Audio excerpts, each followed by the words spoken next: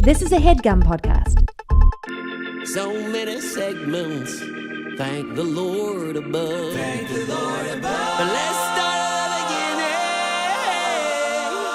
again. Next we have Arnold Schwarzenegger family tree. One-star sex toy reviewee. Fake big salesman, subway letters. Gareth trains to fight a live gorilla. Yeah, don't drop the omelette. What's that smell? Car stuck in a field or Andrew Garfield. Bathtub confessions. Fight your own dad. There's so many segments. Next we have. All right, here we are on the, again, a lot of people don't even release episodes right now. We are releasing one, but it's one of those rehash episodes. It's one of those ones where we're cheating the system and getting you to listen. So we get some downloads, but you're like, hey, I've already heard this. But I don't think it's unfair. I think it's good. Like, even right now, you haven't heard me say this before. Isn't that worth the price of admission? I have been drinking. By the way, I have a plan. I'm going to make a video over the holidays. I bought it from Costco, a 12 mixed cocktail advent calendar. So it's like leading up to Christmas, you drink. That sounds awesome. Yeah, I'm going to drink all 12 in a day. Oh, I'm going to film myself drinking the 12 Costco cocktails in a day. And let me be honest, they look real. They're not like lemon drops. These are like martinis and shit. what day are you doing this? I'm not sure. My mother is no longer staying with me, so I am fully... Try to do it when I'm in town. I might join you. Oh, my God. When are you leaving? 17th to 29th I'm out. So I'm leaving on Wednesday. Would you want to do like a Zoom and we'll drink them? Sure. Let me check with my wife and baby. Yeah, see, that's the problem. By the way, I'll suck it up. I'm going to get a vasectomy. Anyway, this is the Christmas episode. This is the top 5. All right, so Kevin, what are the 5 you picked? You picked the top 5. I did not pick the top 5. The listeners voted. Who knows how this all works? Don't start 8 podcasts. Okay, so what is how does this? What's our 5? I think let's just do one at a time. Okay. So we're gonna set up the 5th most voted on, 5th most favorite segment of the year so far, which is the history of Thanksgiving with Dave Anthony and Turkey Boy. All right. Alex Burns. Well, that is a great one. I will say this just happened. So Burns, you came in a turkey outfit. You made bacon in the studio. You were freaking Kevin out. You were reading a Rush Limbaugh Thanksgiving in my head, and I think it came across. My girlfriend was like, you were too mean to Burns. I was like, Burns stressed everybody out this day, but you made podcast history for this show. I had a vision. I knew what I was doing. You guys maybe had some doubt. Yeah. I think maybe the lesson here is have a little bit more faith in Burns. Why did you people vote this one in? All right, here we go. Well, listen, let's have a re-listen when Dave Anthony came in and Burns made everybody feel uncomfortable. Can you just soak in what's happening here a little bit? What, this? Yeah. Totally expected. You expected Burns to be in a turkey He's desperate outfit for with a attention. frying pan on a hot plate? Yeah, pretty much. I'm just doing what I do. Mike Turkey. I got you a hat. I'm not putting on a hat. It's a turkey hat. Why don't you put it on? Because I'm already a turkey. Double it up. Be a turkey who's wearing a turkey. I don't think this is going to fit my head. That's an interesting thing. Wow. Dude, absolutely. How big is your fucking head? I have a big head. I was 7 5/8 when I go get a fitted hat. Can't even get it up the turkey's ass. We have Dave Anthony here from the Dollop Podcast. Dave, that's Burns. You're on our Thanksgiving episode. Happy Thanksgiving, Dave. Do you think the co-host drags your show down? Yeah. I'm sure that's how you feel on the Dollop. So Burns is in a turkey outfit for those who are just listening. Dave, you seem a little preoccupied with the guy. It's upsetting. Yeah. Burns, your bus is here. There's nothing like joyful or festive about him, so the outfit is off-putting. Are you spelling pudding with 2 Ds? Yes. It's very comfy. You are enjoying your outfit. What's on under there? I have boxers on and a t-shirt. This is way too serious. Yeah. It was like disturbing For a man me. in a turkey outfit. It was like sure. I asked him a question and he turned to me like, we're going to fight. Or he was just like, buddy. Okay, so Burns, what's with the hot plate and the pan? Well, I have this pumpkin spice bacon that I had overnighted from Philadelphia. See, we were Made gonna my have hat we were gonna feel- do a thing with the Doughboys in it, but it ended up not happening. We were gonna They have another canceled. guy. No, we never even floated it to him because Kevin was like, they're not gonna want to do this. But so Yeah. Burns has had this weird bacon burning a hole in his turkey pocket. I saw it advertised on a Phillies game, and so I had to have it. Again, that doesn't make sense. Yeah, so you're gonna cook the Yeah, pumpkin spiced bacon. yeah, for us to enjoy. I'm not eating it. Yeah, no, you're gonna. Yeah, we talked about this. You're gonna eat this. Is this No, a I'm big not. Philly thing? Are people in Philly into this? I think this is new this year. I just wanted to try it. Think Bryce Harper's eating it? Probably not. No, Do you think the city of Philadelphia is trying to distance itself from you? no, in no way, shape, or form. What about Bryce Harper? He probably would not like me. Okay. So what we thought we'd do today, Dave, is since it's our Thanksgiving episode, we thought Burns would maybe read us the story of Thanksgiving, and you could maybe jump in with some flags or realities or things that you feel like have maybe been punched up for the sake of history. Sure. Do you feel like people have a larger interest in history right now than they used to, or the same? I think there's two different camps. Some people want to know more, and some people really, really don't want to know more. Do you think now. more? Do you think there's more people who want to know more now than there used to be? No. Okay, great. All right, Bernsey, what do you got there for us, buddy? Let's have a look at your little book. I brought one of my favorite stories from one of my favorite authors, Rush Revere and the Brave Pilgrims by Rush Limbaugh. Oh, this is about the one where they just had opioids for. This is about the one where they went to Puerto Rico and had sex with this sex is- workers and then That's a sequel. ate Viagra and then lost their hearing. That's not in this one. Okay. So wait, that's a long book, Burns. I'm going to read an excerpt from it. Okay, and that's the story of Thanksgiving? Yeah, this was my Sunday, just so you know. don't look at me. I didn't do anything to you. Yeah, I said to get a That was kid's so book. accusatory. I said I kid's just want you book. guys to know that this is the sort of That thing you I'm that doing. you built a prison that you slept in? If that, I wouldn't put it that way. Okay. Let me just say, if that was your Sunday, it's fine because the Eagles put on the most boring display of football I've ever seen. It's so funny that you're just like a turkey. What? And you're like, your team's the Eagles, and you look like a shitbird. Since no one's drinking this, I'm going to open it. Don't have it. All right, Burns. Well, why don't you read the expert? Is your turkey bacon cook your whatever it is? Yeah, it's Yeah. cooking. Is it regular It's cooking bacon? right now? Yeah, it's cooking. What do you consider cooking? I mean, you can see the smoke coming off. See the steam or whatever. I think the real show is how much Kevin doesn't want the studio to smell like this. Yeah, well, I mean, Kevin, are you vegetarian? Kevin should have put the kibosh on this a long time ago. If he We didn't let all this tried. happen. Nah, I don't think that was. I mean, you should have done it before I spent $150 on overnight shipping.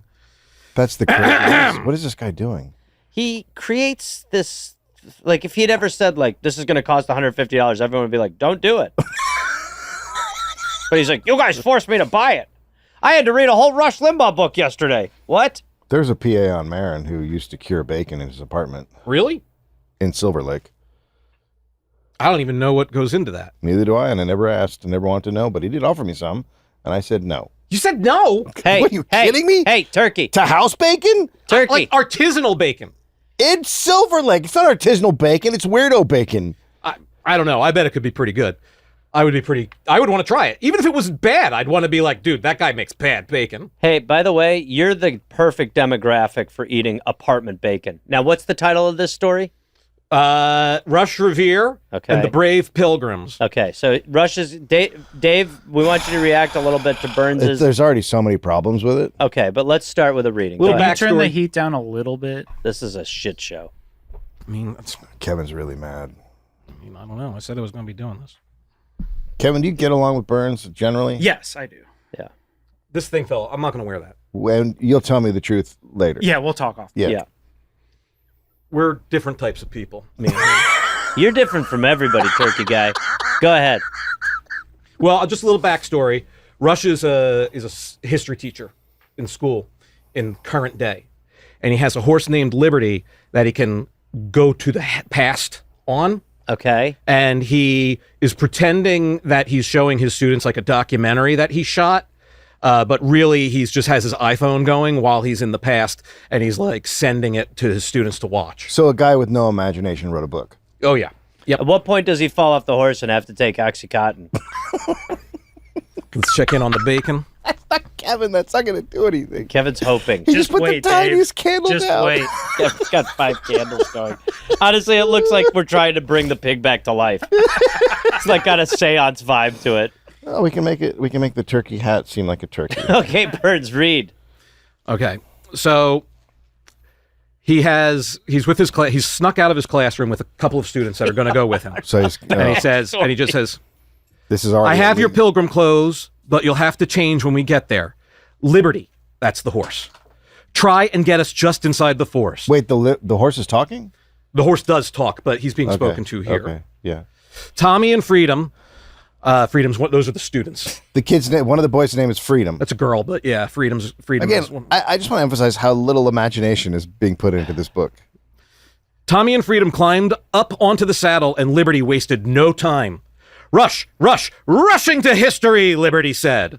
The fall of 1621, Plymouth Plantation, the first Thanksgiving, I said, as I ran behind Liberty and jumped through the swirling time portal. That's pretty cool. There's a time portal. So far, I bet he Yeah. got caught in it. And what would we do with the time portal if we had one? Teach. Yeah, go back to a genocide. Yeah, I pulled out my so they've made it. They're in Plymouth. sure. Okay. I pulled out my smartphone, tapped the camera app, and switched it to video mode.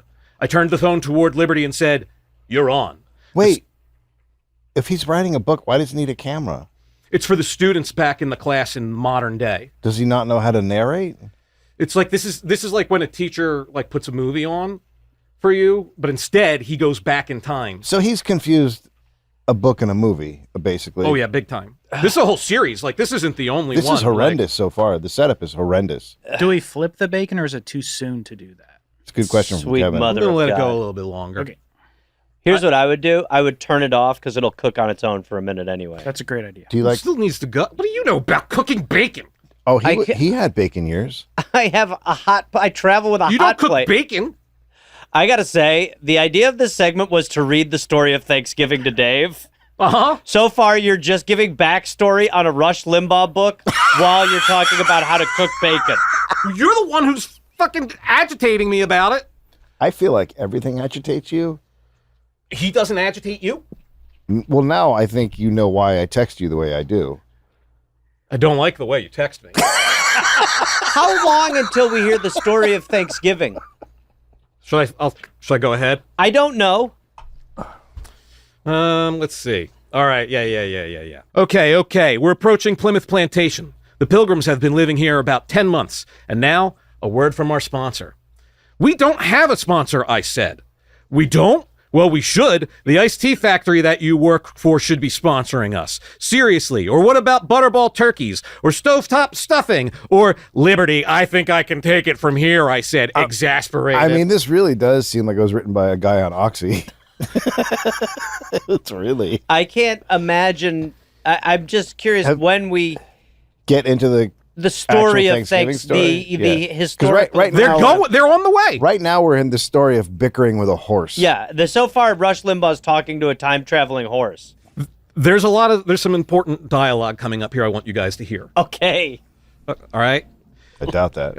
For the record, just because I'm a horse doesn't mean I don't have good ideas. Oh, I do. In fact, I have a dream.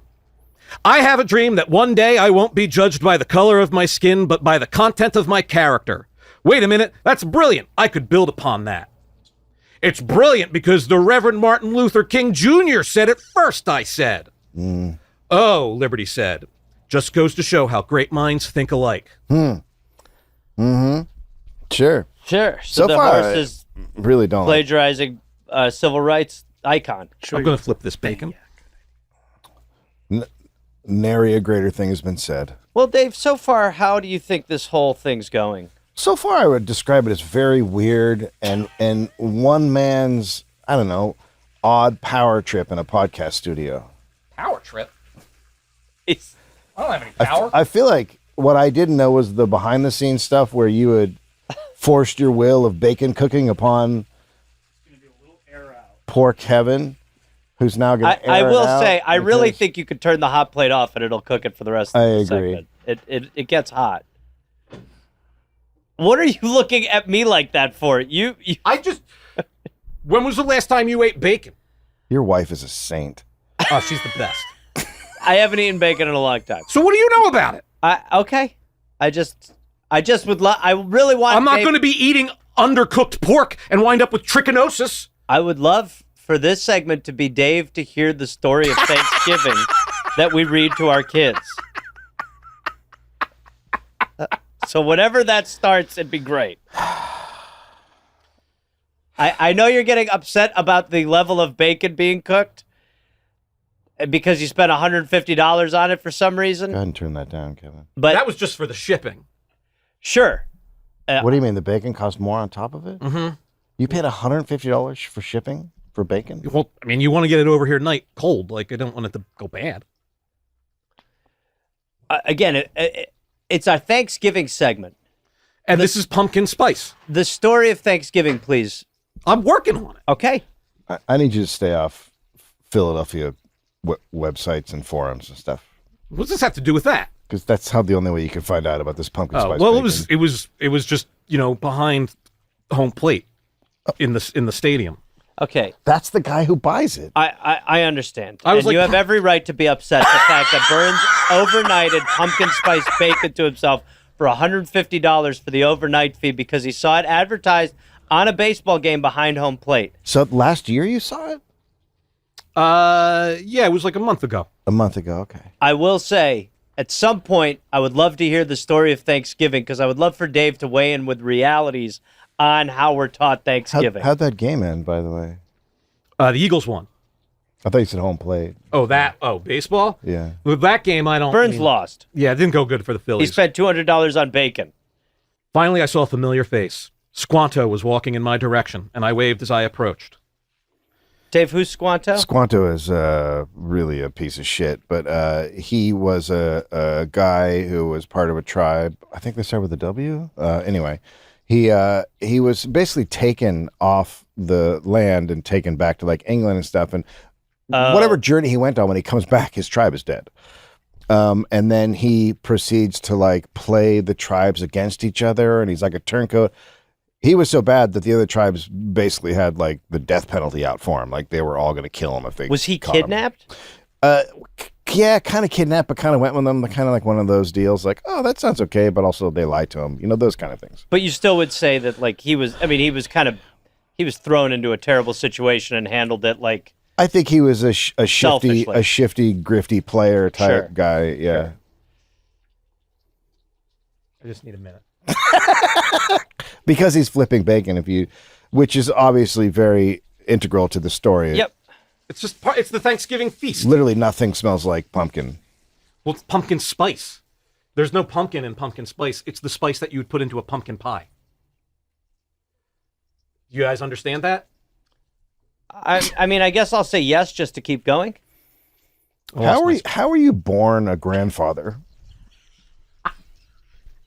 I can't deny those charges. Go ahead. Squanto told me that the Massasoit and the people of the Mayflower worked out an agreement of peace. They promised to help and protect each other. Dave? No. Everybody's dead. There's all the Native Americans are dead. The people from the Mayflower show up and they're like carpenters and shit. And so they get there and it's just open land and they're like, oh my God, we're going to die. And so Squanto keeps them alive by giving them food. Like they were going to die because they were useless. So really, city people. the pilgrims just should be a bunch of English people who died. Yes.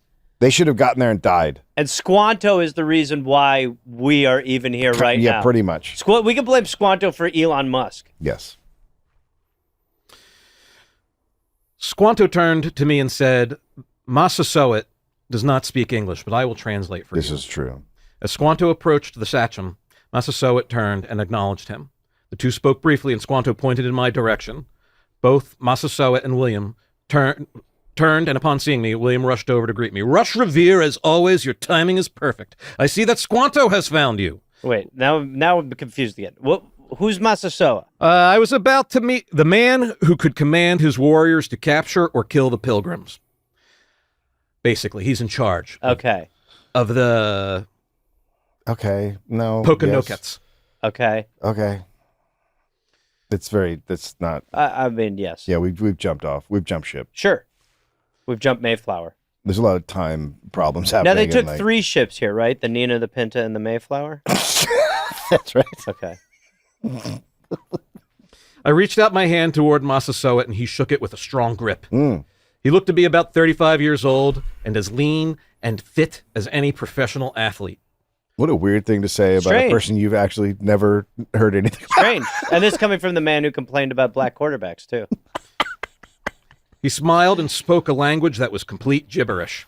Oh, boy. I smiled I mean, back and nodded. Do you my feel head. like that's minimizing? just so we know, it's not gibberish. It's that you Not don't. English. It's that you, It's that you don't know another language. that's right. You can't. Every language that you don't understand is not gibberish. Yeah. He spoke a bunch of made-up bullshit. Also, his skin was funny looking. He didn't speak English and he wasn't white. He was a disaster. Speaking of disasters, how's the bacon, kid? I turned off the hot plate like you said. Oh, and? I just turned it off. We'll see how it goes. Jesus Christ. Jesus. Burns, I got an LMAO from Headgum. I sent a picture, so I'm feeling less stressed if that All right, well, matters to good. you. I don't want you to be stressed. Thank you. We're pushing Let the me boundaries of what a podcast Yes. can be. In a bad way. in a very bad way. In And a let me- really bad way. And let me just say, Kevin's eyes have been glued on that pan. Yeah. Glued on that pan. It could go wrong. I mean, It has gone wrong. no, I mean that grease But could there's wind up been no all fire. over one of us. You probably. Hopefully not me. Let's see. Let's see. Well, I lost my. You guys keep distracting me. Why? I mean, By asking for facts? We asked for one fact, and now you're confused. I think you've. I know you had on a turkey hat earlier, so it's a hat on a hat having the Rush Limbaugh plot in the story of Thanksgiving. I didn't write the book. I understand. I think what he's saying is he selected poorly. You think he thinks I should have done a different section? Well, I wanted just to the get that kid's more. book. Huh? Just a straightforward telling of Thanksgiving. Instead, Rush Limbaugh's on a time-traveling horse. This wasn't cheap either. I'll have you know. Again, nobody assigned you this thing. Who told you to get that? Who said buy turkey? Who said buy pumpkin spice bacon? Is this podcast called Exasperating? Burns is Telling me. I don't understand why you're mad at me. You brought all of this in. Yeah, I did all of it. It's just like when Dave has to do all the research and does all the work, and then you come in and just get the riff. I'm not riffing right now. I'm just like, what is happening? Let's see. I felt bad that I had nothing to trade with the Indian leader. Or did I? I slipped my hand into my pocket and pulled out the peppermint candy that was still there from our trip to Foster's family diner. I said, I have nothing to trade, but I do have a small gift. I handed a piece of candy to Massasoit, who accepted it in his palm. He looked at it closely. Peppermint candy, I said. You'll need to take off the wrapper, then place it on your tongue and suck it. It's sweet like honey. Squanto translated my words, and Massasoit placed the hard candy on his tongue. His eyebrows raised, and he nodded at the warriors next to him. He smiled and spoke briefly as he continued to suck. Squanto said, he says your gift is good. He likes it very much. What's happened is I that think this is Thanksgiving. They gave him This a is mint. well, yes. What's happened is that the sanitized version of Thanksgiving that we've taught now seems rational. That we're hearing the version where Rush Limbaugh is giving Native Americans hard candy. Yeah, Well, it's hold really. on. It's Rush Revere, who is a relative of Rush Limbaugh. It's not Rush Limbaugh in the story. Right. Okay. Right. They don't have the same last name. They have the same first name, Right. but they are related. Okay, Sure. So yeah, Massasoit was the leader of the Wampanoag tribe so they all got wiped. They get wiped out in Right. in our great history. Right. Well, here they're just loving this peppermint candy. Yeah. Okay. William spoke. Squanto, please tell Massasoit that our home is his home, and thank him again for the 5 deer that he brought to our celebration. Who brought deer? Massasoit. What's the celebration? This is the first Thanksgiving. Okay, so somehow I missed the first Thanksgiving. So I said that. I made it with great fanfare. yeah, but Back when they jumped through the time portal, the fall of 1621, Plymouth Plantation, the first Thanksgiving. that's not how it works. The first Thanksgiving, there's a lead up to it. Why did it happen? What was it? Why were they celebrating? What is the They literally version- just landed. What is the version of the first Thanksgiving that is taught? The idea is essentially That we were living harmoniously with these new Native Americans. we brought dinner to the Native Yeah, Americans. we all- we had turkey and a bunch yeah. of stuff, and everyone was like, "Hey, you know what? This is We're pals now. Yeah. We're like having a treaty and a yeah, truce." As yeah. Squanto In reality- translated, I turned to see many deer, ducks, and wild turkeys that turned on wooden spits, roasting over the outdoor fires. Meats and vegetables were thrown into large metal pots, similar to Dutch ovens. So this Smells delicious. This is what people in Texas think it happened. This is Okay, because so- they're like envisioning like a Texas barbecue.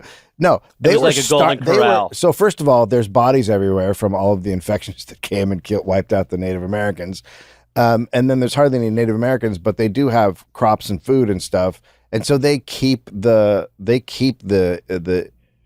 Protestants, the Plymouth guys alive through the winter, basically. And so this is them, which was the dumbest. the move worst possible. plan ever. But they're nice people, and so they kept them alive, and it's them feeding them. That's what Thanksgiving was. Now there's a second Thanksgiving that happened in Manhattan that really doesn't go well. In the People's History of the United States by Howard Zins, one of the things that happens is when people come to native lands, let's say, they've never seen violence, unmotivated violence on the level that the Right. whites Right. inflict. Yeah, they can't believe. Their brains were unable to process what was happening. like for instance, when the Native Americans when they conquered another people, whatever, they would take slaves, but those slaves would just work for them. Right. Whereas when we got there, we took them, we'd be like, hey, we should sell these guys. Yeah.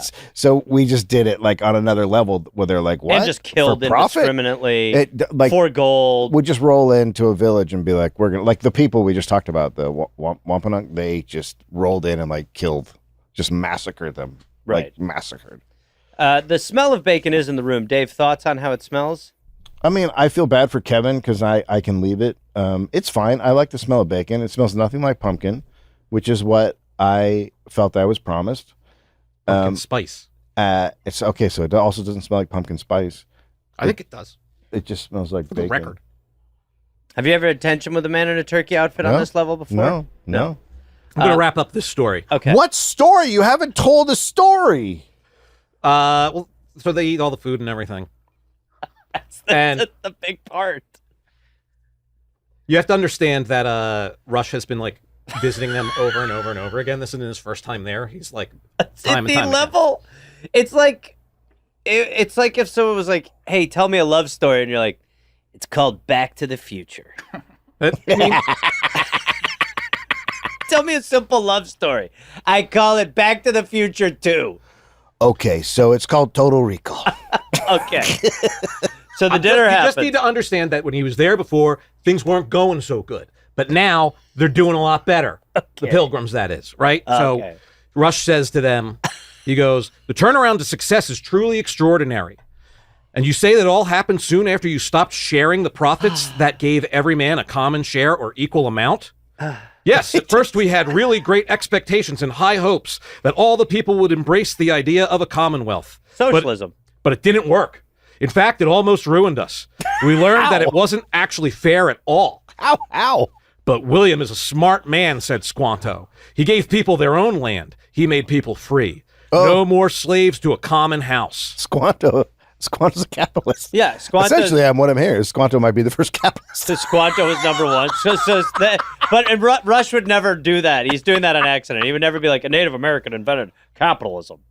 And then William nodded and said, "In no time we found that we had more food than we could eat ourselves. We realized that our profits would soon allow us to pay back the people that sponsored our voyage to America. In fact, we expect more Puritans to arrive, and surely more Europeans will come to trade with us." I smiled at what William was saying. This, of course, is something that America has long since learned, but I marveled at how quickly the Pilgrims figured it out. When people have individual freedom to work, build, create, market, and make a profit for themselves, the community prospers faster than it would when these freedoms aren't available to men and women. It was obvious that this first Thanksgiving wouldn't be possible if William Bradford hadn't boldly changed the way the Pilgrims worked and lived. Dave, I felt like something happened to your body when you heard that. I mean, it's just so dumb. It's just like how do you even break down the dumb. stupidity? Yeah, that's why these kind of guys flourish, because they say stuff that's so dumb, and you're like, you don't even want to do it. Like, you don't even want to get up and do it. yeah, all you want to do is go, you fucking idiot, and then they go, oh, ad hominem, you can't come. And you're just like, why would I even talk about what you're talking about? So, okay, so why do you think that the story of Thanksgiving is able to persist in the age of internet and all this stuff? Why do we still? I don't think anybody believes it. But so is it just because it's? I think like our love of dinner. We love food. It's like it's like the best dinner of the year. So we don't ever want to take down the best dinner of the year. So we just kind of fake our way through it. Did you consider plates or anything? Here. I'm supposed to eat this? Okay. Well, I'll have some too. So we're having the Thanksgiving. But why does it persist? Why is it like this? Because we want to live in a fantasy world where we're the good guys. It's the peak of fantasy world. It's totally the peak of fantasy world. Like Christmas makes more sense than Thanksgiving. I mean, it's truly like who wins in the genocide and then who writes the history. Yeah. Like, it's really the start of the genocide. Yeah. Well, it's pretty cool. Anyway, all right, eat your bacon. I love bacon, so. All right, so this is pumpkin spiced bacon. Dave's eating a piece. Burns cooked it on a hot plate in here. Kevin has 9 candles lit. Okay. I taste the pumpkin spice. Do you like it? I think I'd prefer just straight bacon, honestly. Okay. What would you pay for this experience? I mean, $3. Okay. What did it cost, Burns? More like 170. You're a bad businessman. I don't know. We'll see. We're going to get a lot of views on this. It'll turn into like ad revenue or something. This will pay for itself. It's the craziest thing you've ever Did you know said. you were hanging out with Steve Jobs? That must be pretty cool for you. I mean, you're kind of recreating Thanksgiving in a weird way. Yeah, in a weird way. Like the story You've that self-genocided. the story you're telling in your head of how this is going to be and what's going to happen with it is just completely You know what opposite else? of reality. You know what else is great? The room's freezing. I'm very warm in my turkey outfit. Will you let the turkey eat some of the bacon, This Dave? is like going to Gino's. Have you and getting eaten any of this before, Burns? I did, yeah. I tried some before because I didn't want, it wouldn't be fair to just like make Dave eat it and it's like actually horrible. It's pretty good. Real high quality bacon. This is Hatfield bacon. I'm good, thanks. Okay. Well, this is the So story. you hate Thanksgiving? I do hate Thanksgiving. Okay. I'm actually driving on Thanksgiving this year, so I won't even be. Are you? Yeah. Wow. What else is new? I'm driving to Omaha. That's how Get much you hate steaks. America.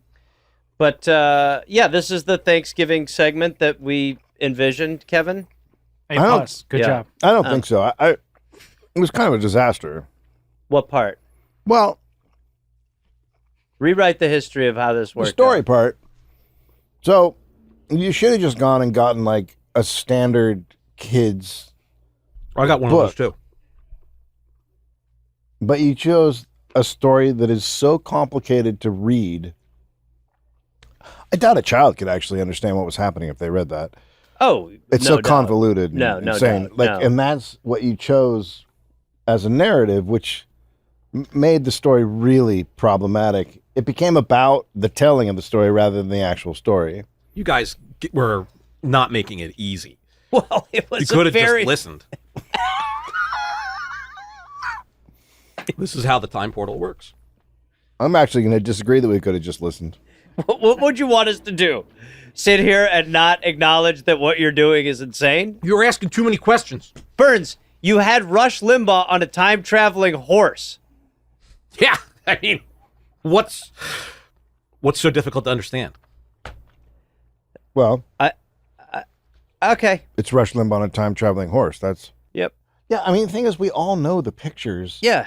of Thanksgiving. You've just... Well, Rush Limbaugh's in this one. Yeah. I want to say you were given an assignment and you failed. I came up with it. I gave myself the assignment. I like the way it went. That's even worse. Kevin? Was that the last bacon? Okay, so that was next we had. Now next we have, what's number 4 here, Kevin? The number 4 top segment of 2025, radio outtakes with Carl Tart. Oh man, that was good. Carl Tart. By the way, I did Scott Ackerman's podcast, Comedy Bang Bang, with Carl Tart, and with Hannah Pilkus too. And I was sitting there just watching Carl Tart, like, this guy's doing this podcast better than me. But Carl Tart is hilarious. This was very fun. I love radio outtakes. So yeah, let's have a re-listen to when Carl Tart came on. And I'm guessing this is probably involving Barry White because that's when Carl really activated. All right, next we have Carl Tart. Carl, thank you for being here. Happy to be here. You're about to go back. We were just not shitting on New York, but you were. Don't have them. Don't send them for me. Well, Jeez Louise. Is it nice because you're working on SNL? Does that change your POV on being in New York? Or Not do you necessarily feel- because I'm not out a ton. Yeah, right. And so and then also the friends that I've met through work, only a couple of them like kick it like that. Yeah, right. So like there are moments where you go, this is great, and this is working on SNL. This is what it's about. Yeah. This is the privileges that awards. This is a great night. And then you're like, okay, all right, I'm in. And then you won't have that for another month.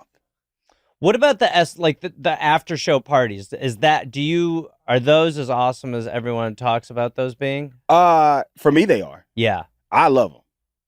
I go every week. Yeah. Where other people who I work with, and I'm calling them out. I don't mean to give up industry secrets. Go ahead. But there are people who I'm like, we going to the party night, right? Like, it was a fun show. Like, great skits. Yeah. I don't even call them that. Great skits tonight. Are we going to the party? And they're like, no, I'm exhausted from the week. I'm going, you didn't do nothing. You didn't get nothing in the show. Let's go to the party and I just can't. I gotta get up early tomorrow. For what? Don't you on also a Sunday morning? Football don't start till 1:00 in New York. That's what I'm waking up for. Now, do you like that better? Do you like the East Coast? I do too. Yeah, especially like being out here and not setting your lineup, and then you wake up like my body's natural clock after a nice Friday night out here is 10:07. Yeah. So you just missed it. Oh, you just missed it. Yeah. But in New York, body's natural clock after being at the after party until probably 7 in the morning because there's an after. My body's natural clock wakes me up about 12:45. Is 7 a.m. too long to be hanging out? Probably, especially at my age. Yeah. But it's worth it. I say moving to New York euthanized me. You mean you're dying? It brought my age back. Yeah, you know what right. I mean? You Benjamin Button. I Benjamin Buttoned in New York. Because here I was like, man, time is slipping into the future, like Seal said. Stephen Miller Band. I was gonna say, yeah. But I was like, I gotta start thinking about family. I gotta start thinking about buying a house. I gotta start thinking about this.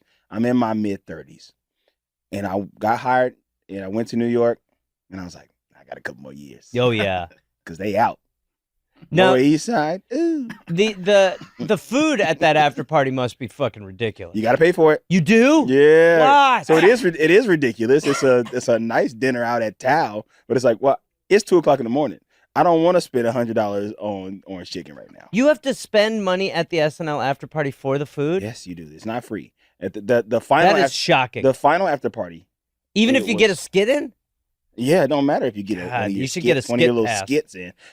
Carl, what did you write that made it to the show this week? I had Shane Gillis. $100. Yeah, and I get to eat. It's you got to pay for it. You got to pay for drinks. Okay, drinks it's vibes. Too.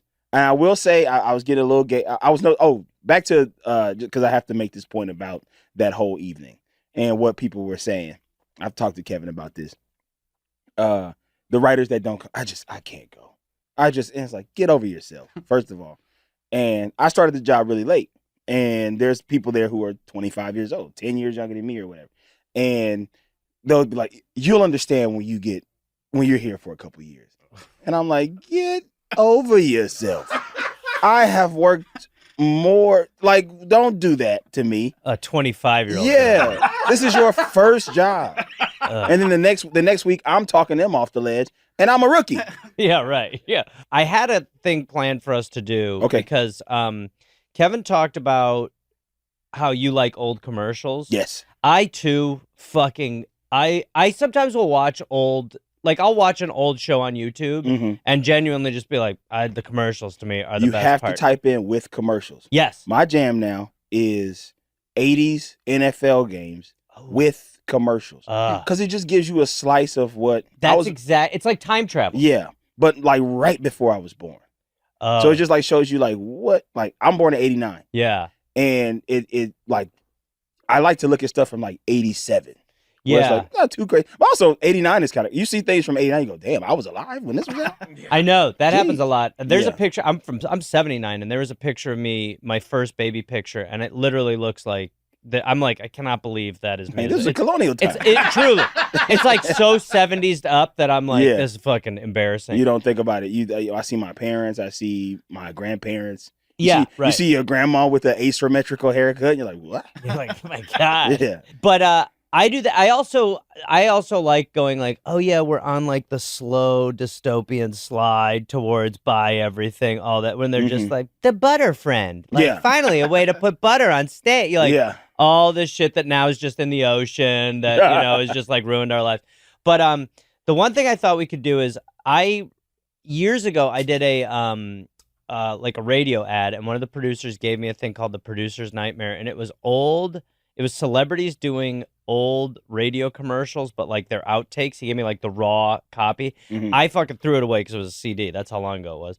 But I thought we could watch and stop and talk about a couple of these. Okay. So I don't know if you've heard any of these. If you've heard any of them, I would guess it's this one.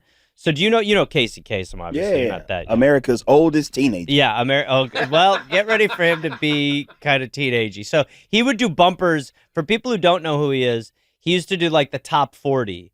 And so he would, every few songs, he would be like, he had like that quintessential announcer voice, and he would just be like, we're really excited for number 9. Number 9 this week is, like it was all he was. It was all, it really does show you how spoiled America was. You could tell by the sweater that this is from a while What's ago. that song that goes?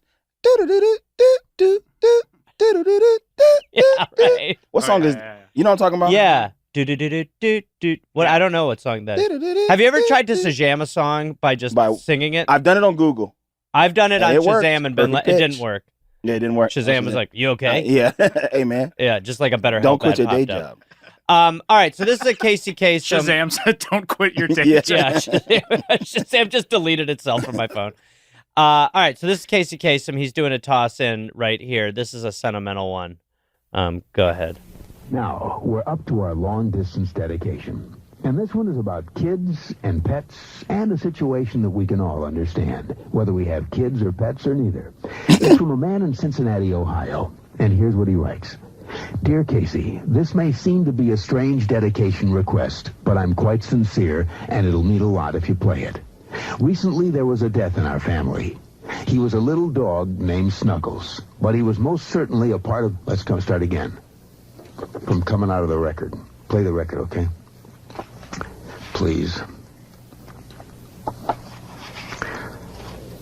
See, when you come out of those up-tempo goddamn numbers, man, it's impossible to make those transitions. And then you got to go into somebody dying.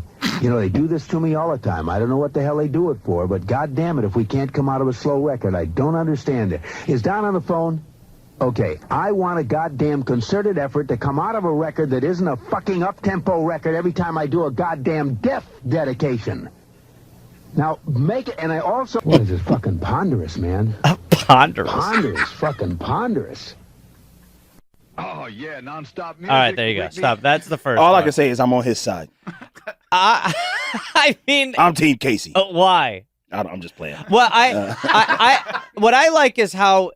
If you're really rich and successful at the dumbest shit in the world, you end up making it seem like an art form. Yeah. Like the way that he's just like, you don't understand how difficult it is to dedicate a song to a goddamn fucking dog.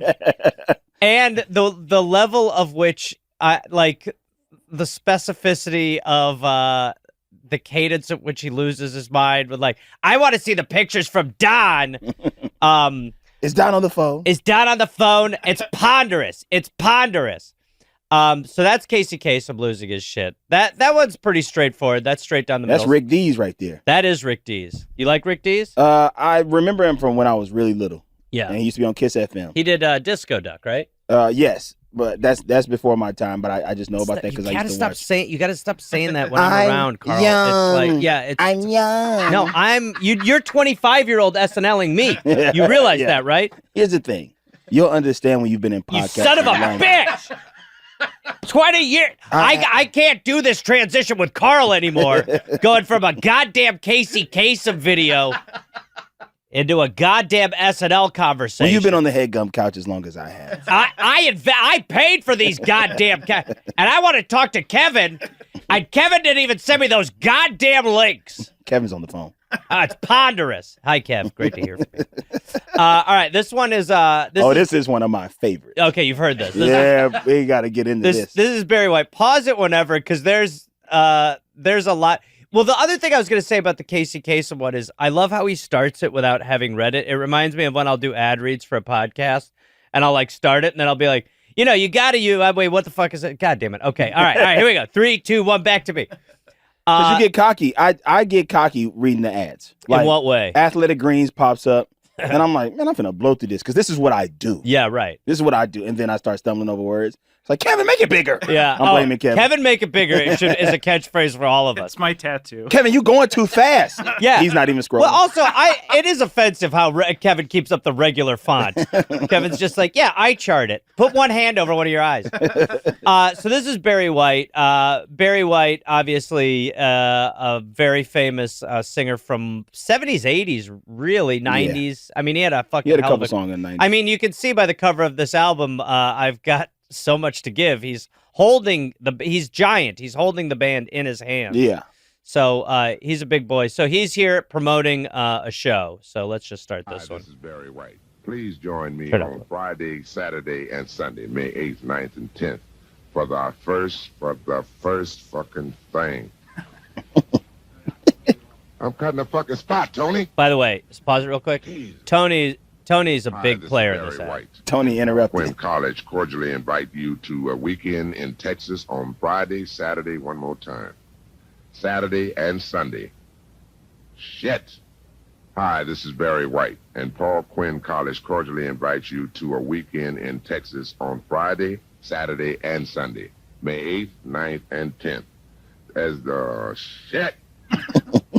Hi, this is Barry White, and Paul Quinn College cordially invites you to a weekend in Waco, Texas, Friday, Saturday, and Sunday, May 8th, 9th, and 10th. This gala weekend will include the welcoming of celebrities, reception on Friday, the first, second, and third rounds of tennis tournament. The first, second, and third rounds of... Hi, this is Barry White, and Paul Quinn College cordially invites you to a weekend in Waco, Texas. Welcoming celebrities, reception on Friday. Let's take it after the 8th, 9th, and 10th. Okay? Do it over, fuck it. Hi, this is Barry White, and Paul Quinn College cordially invites you to a beautiful weekend in Waco, Texas on Friday. This asshole fucked these words up, man. So wait, pause real quick. That's when it's like the ad read where you're just kind of like, whoever wrote this shit, you start to blame the writer. This asshole. Whoever wrote this shit. Fuck these words up. Shit. These people, Tony. God damn. The English language is on trial. Tony, please. Tony, get a goddamn piece of paper. I got to write this down. Get me a legal pad, Tony. They are asking a lot of him for like... Paul Quinn College cordially invites you to the celebrity tennis tournament. With all the celebrities playing goddamn tennis for their love. Tony, get me a tennis racket. I'm going to beat your ass. It's the fact that like the tennis part, it's like don't make Barry White read the fucking tennis play. He's not playing. Yeah, I'm personally not playing in the tournament. I fucking hate the sport. Tennis is for women's. Billie Jean King is the best tennis player. Tony, kill Billie Jean King. All right, there's a little more. Hi, this is Barry White, and Paul Quinn College cordially invites you to a beautiful weekend in Waco, Texas, Friday, Saturday, and Sunday, May 8th, 9th, and 10th. This gala weekend will include the welcoming celebrity reception on Friday, the first, second, and third rounds of the tennis tournament, the Barry White concert with the Love Unlimited Orchestra, of course, and the post-concert reception on Saturday. And a championship semi-finals. Fuck this shit, man. I'm going to cut this shit off. All right, fuck this. I'm going to take it up to concert Love Unlimited Orchestra. That's where I'm going to stop at. So get your tickets now. Hi, this is Barry White. It's so relatable. College and cordially invite your ass to come on down. Hi, this is Barry White, and Paul Quinn College cordially invites you to a beautiful weekend on Friday, Saturday. Ain't this a bitch? Hey, he's just Ain't melting this a down. bitch. Paul Quinn College. Who the hell go to Paul Quinn College? They don't even got no basketball team. The school got 36 goddamn people. How do they have their accreditation? What do you study at Paul Quinn College? Who the hell is Paul Quinn? And why do he got a college? Cordially invited. Why is he cordially inviting people to your Barry, college? just from the top. Barry, we just got to hit the... Shit. All right, I'm going Barry, to take it come from on, the top. just hit it from the I'm beginning. going to take it from the top. All right, Barry. Hi, this is Barry White, and Paul Quinn College cordially invites you. You ever drink a cordial? You ever drink a cherry cordial? Barry. Huh? Barry, there's someone coming in the studio. in 15 Who is that? We just got to Is get... who is that? It's Tony. Tony? Yeah. Get your goddamn ass No. out the studio, Tony. No, Barry, please. I'm just cutting the cut ass. it from where... yeah, I know. Cut it from wherever you're going. But All right, let's- I'm gonna take it from the top. No, we don't need to take it from the top. Let me take it from the top. God damn it! All right. Son of a bitch. All right, Barry. Hi, this is Barry White. And Paul Quinn College cordially invites you to come on down and come to Paul Quinn College. God damn it! What are you mad at?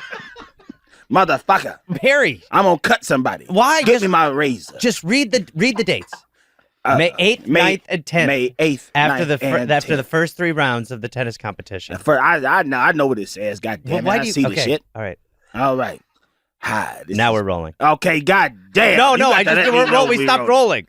Holy Please. mackerel! Please, Barry, I'm so sorry. Somebody get me a fish sandwich in here. Someone get him a fish sandwich. Mayonnaise. Lettuce, Mostly tomato. mayo. Lettuce, tomato, mayonnaise. It's a classic No sandwich. ketchup. Sorry, Barry. Piece of cod fried up. It'll be we'll see what kind of fish they have. Barry. They better have cod. Well, goddamn it. we'll do what we can. We can't promise. You want it fast? I mean, we're going to take whatever fish they have. No, take the time. I want it fried hard. All right, we'll get a cod adjacent or a cod. All right. All right. Make sure there ain't no goddamn tilapia lab. Absolutely. We understand. Anyway. All right. Hi, this is Barry White. Okay. Paul Quinn College. What the hell you saying? Okay, fuck. No, I'm not. I was affirming. You're doing great. Thank you. Okay.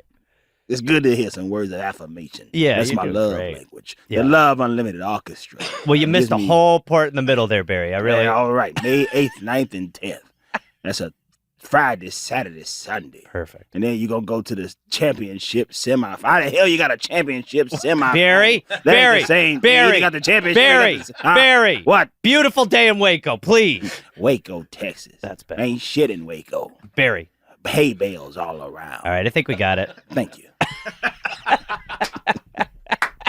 That's the other part. Beautiful Waco is such a fucking oxymoron. We'll do another one after this. We do the quick segments. Okay. Well, Carl Tart, thank you for joining us. Oh, that's it? Well, yeah. Well, we're faking the out. Oh, okay. Yeah, it's a fake out. It's well, maybe Barry could toss us out. All right, so that's a great segment with Carl. On Next We Have. Go ahead, Barry. You can toss us out. All right. That's the end of the radio show. Podcast. What's this show called? Next We Have. Next We Have. It's a podcast. Next We Have with Gary Coleman. No. No. What? No. Gary Coleman is not. Next, okay, that's it for the radio. Next We Have with Debbie Reynolds. All right. Well, we'll fix it in post. All right. Thanks, Barry. And y'all, shit. God No, damn. no, Barry, you got it. We don't Why need is the show over? I've been here 10 minutes. No, Barry, no. It's a. All right. Thanks for joining. And Next We Have. Yeah, that's good. Thanks for joining us on Next We Have. Thank you, Barry. With Gary V. Very good. We'll take it. Thank you. Okay, so there you go. That was great. I didn't listen to it, but I'm doing that thing where we came out of it. I mean, this for me is taking 5 minutes, but you all are listening to a longer thing. But I'm doing the thing where I go, wow, I actually forgot about a lot of that. Go ahead, Kevin. What's number 3? Number 3 is the Burns versus Luke Jeopardy saga. Yeah, I mean, I was like, how is that not going to make the list? I mean, that was when we did that. I was like, this show could be very good. This is when Burns and Luke played Jeopardy against each other. Luke almost fucked the whole thing up by being an idiot. And then the fans still voted that Burns gets the tattoo on his asshole. And he did. Ass, butt cheek, not asshole. Right, What is sorry, it? Sorry. There are a lot of people in the comments saying they think you did get one on your hole. Well, they're wrong. And I want to correct the record right now. Right. Okay. All right. So anyway, Burns lost. He had to get Luke's signature. Luke did his signature, and then Luke tattooed his signature on his asshole. Anyway, enjoy this. Next we have Jeopardy. I was very frustrated with myself for a few different points. Yeah, I can tell you what you'll want to know is that every time I got to a double Jeopardy, I was like, make it a true double Jeopardy. And I got a true double Jeopardy? True daily double. That's right. Yeah. So you bet everything every time you hit I bet like daily a coward. double. Yeah, and I got it wrong every time. Oh, I like that. So I was down to 0 after the final daily double or whatever it's called. So you...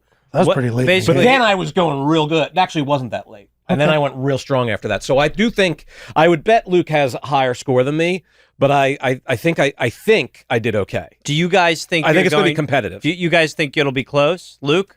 I have no clue. Knowing that he lost it all at some point, I was kicking myself because I bet like a coward and I knew one of them, but then I got one of them wrong too, and I was like, all right, well, I only bet 2,000.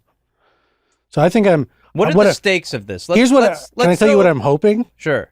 It's not the gentleman's way, but I hope that I'm so far ahead that he can't catch up no matter how. That's much all he's I got. want. No, I don't want that. That's exactly what I don't want. You want to be able to catch I want to. him. Yeah, I want this. I would hate for this to be like.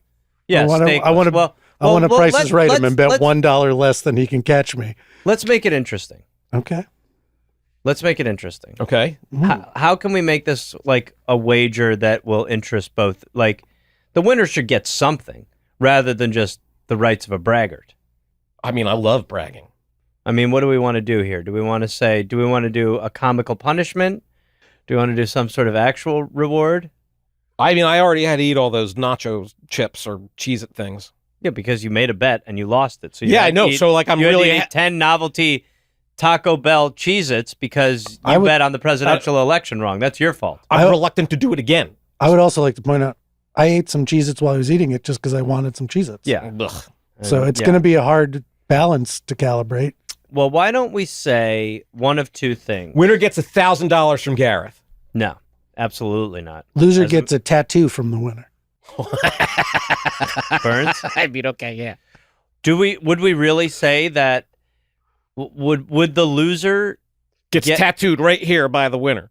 I would not Yes? right now. Not right now. Not right Not now, now, but we'll but do it. We'll do that'll be another segment. Yeah. Yes? It doesn't have to be like Where's the tattoo going? On the butt? on the Oh butt. my God. I don't know about on the butt. Yes. Yes, on the butt. Luke? All right. All right, great. So the lose this Can I place it on the butt? I'm planning to get an actual butt tattoo. It's one of my few real estate places. I understand. Well, can we put it like low cheek? I would go high cheek, so it's like Okay, maybe high peeking cheek? up. Sure, whatever he wants. Okay, so this game just got a lot. Rochelle, thoughts on the stakes of this bet just became a lot more interesting. Well, the loser will now get a tattoo that the other one gives them on the butt. Mm-hmm. I want it to be like, if I win, I want to do my signature. Wow. Okay, can we just say loser gets the winner's signature? It doesn't need to be huge, but on the butt? I mean, guys, we're like halfway through our lives for Yeah, sure. Yeah, all right. What are we holding on to here? right. We're just basically paper. I want him to practice a little bit first. Yeah, all right, sure. We could like get me some like on a dead pig. No, there's fake skin you can use. Jesus Christ. Well, that's what they used to do. Well, I think they used to do it on real pigs, live pigs. Okay, stop talking about what they used to do to pigs living and dead. I'm interested about where you're getting this trivia. Yeah, that, I know that all makes me sorts of shit. That makes me think Luke's I did gonna a win. tattoo reality show. You're not going to get laid. Here we go. The final scores are in. Not the final scores. Well, the final of your final, and then Yeah. there's still the final. How do you guys feel right now? Because it's kind of interesting that It is. It's someone's going to get a tattoo of someone tense. else's signature on their butt. Well, I'm sure he's ahead. Do you have a hairy butt? I So we might need to weigh. Yeah, your arm is extremely hairy. You're like We'll Robin shave. Williams. We'll shave the butt. Whoever's butt it is. So someone's getting their butt shaved and a signature put on it. You like that? I love this. This got a lot better to me. Yeah. Okay. There's a lot in jeopardy. There's a lot suddenly. in jeopardy right now. And we're going to call this Butt Jeopardy. Burns had, for the final that we're about to go into on Butt Jeopardy, Burns had $10,000. Okay. It feels pretty good. Respectable? I'm happy with that. I feel like I'm probably still... I don't know what he did, but...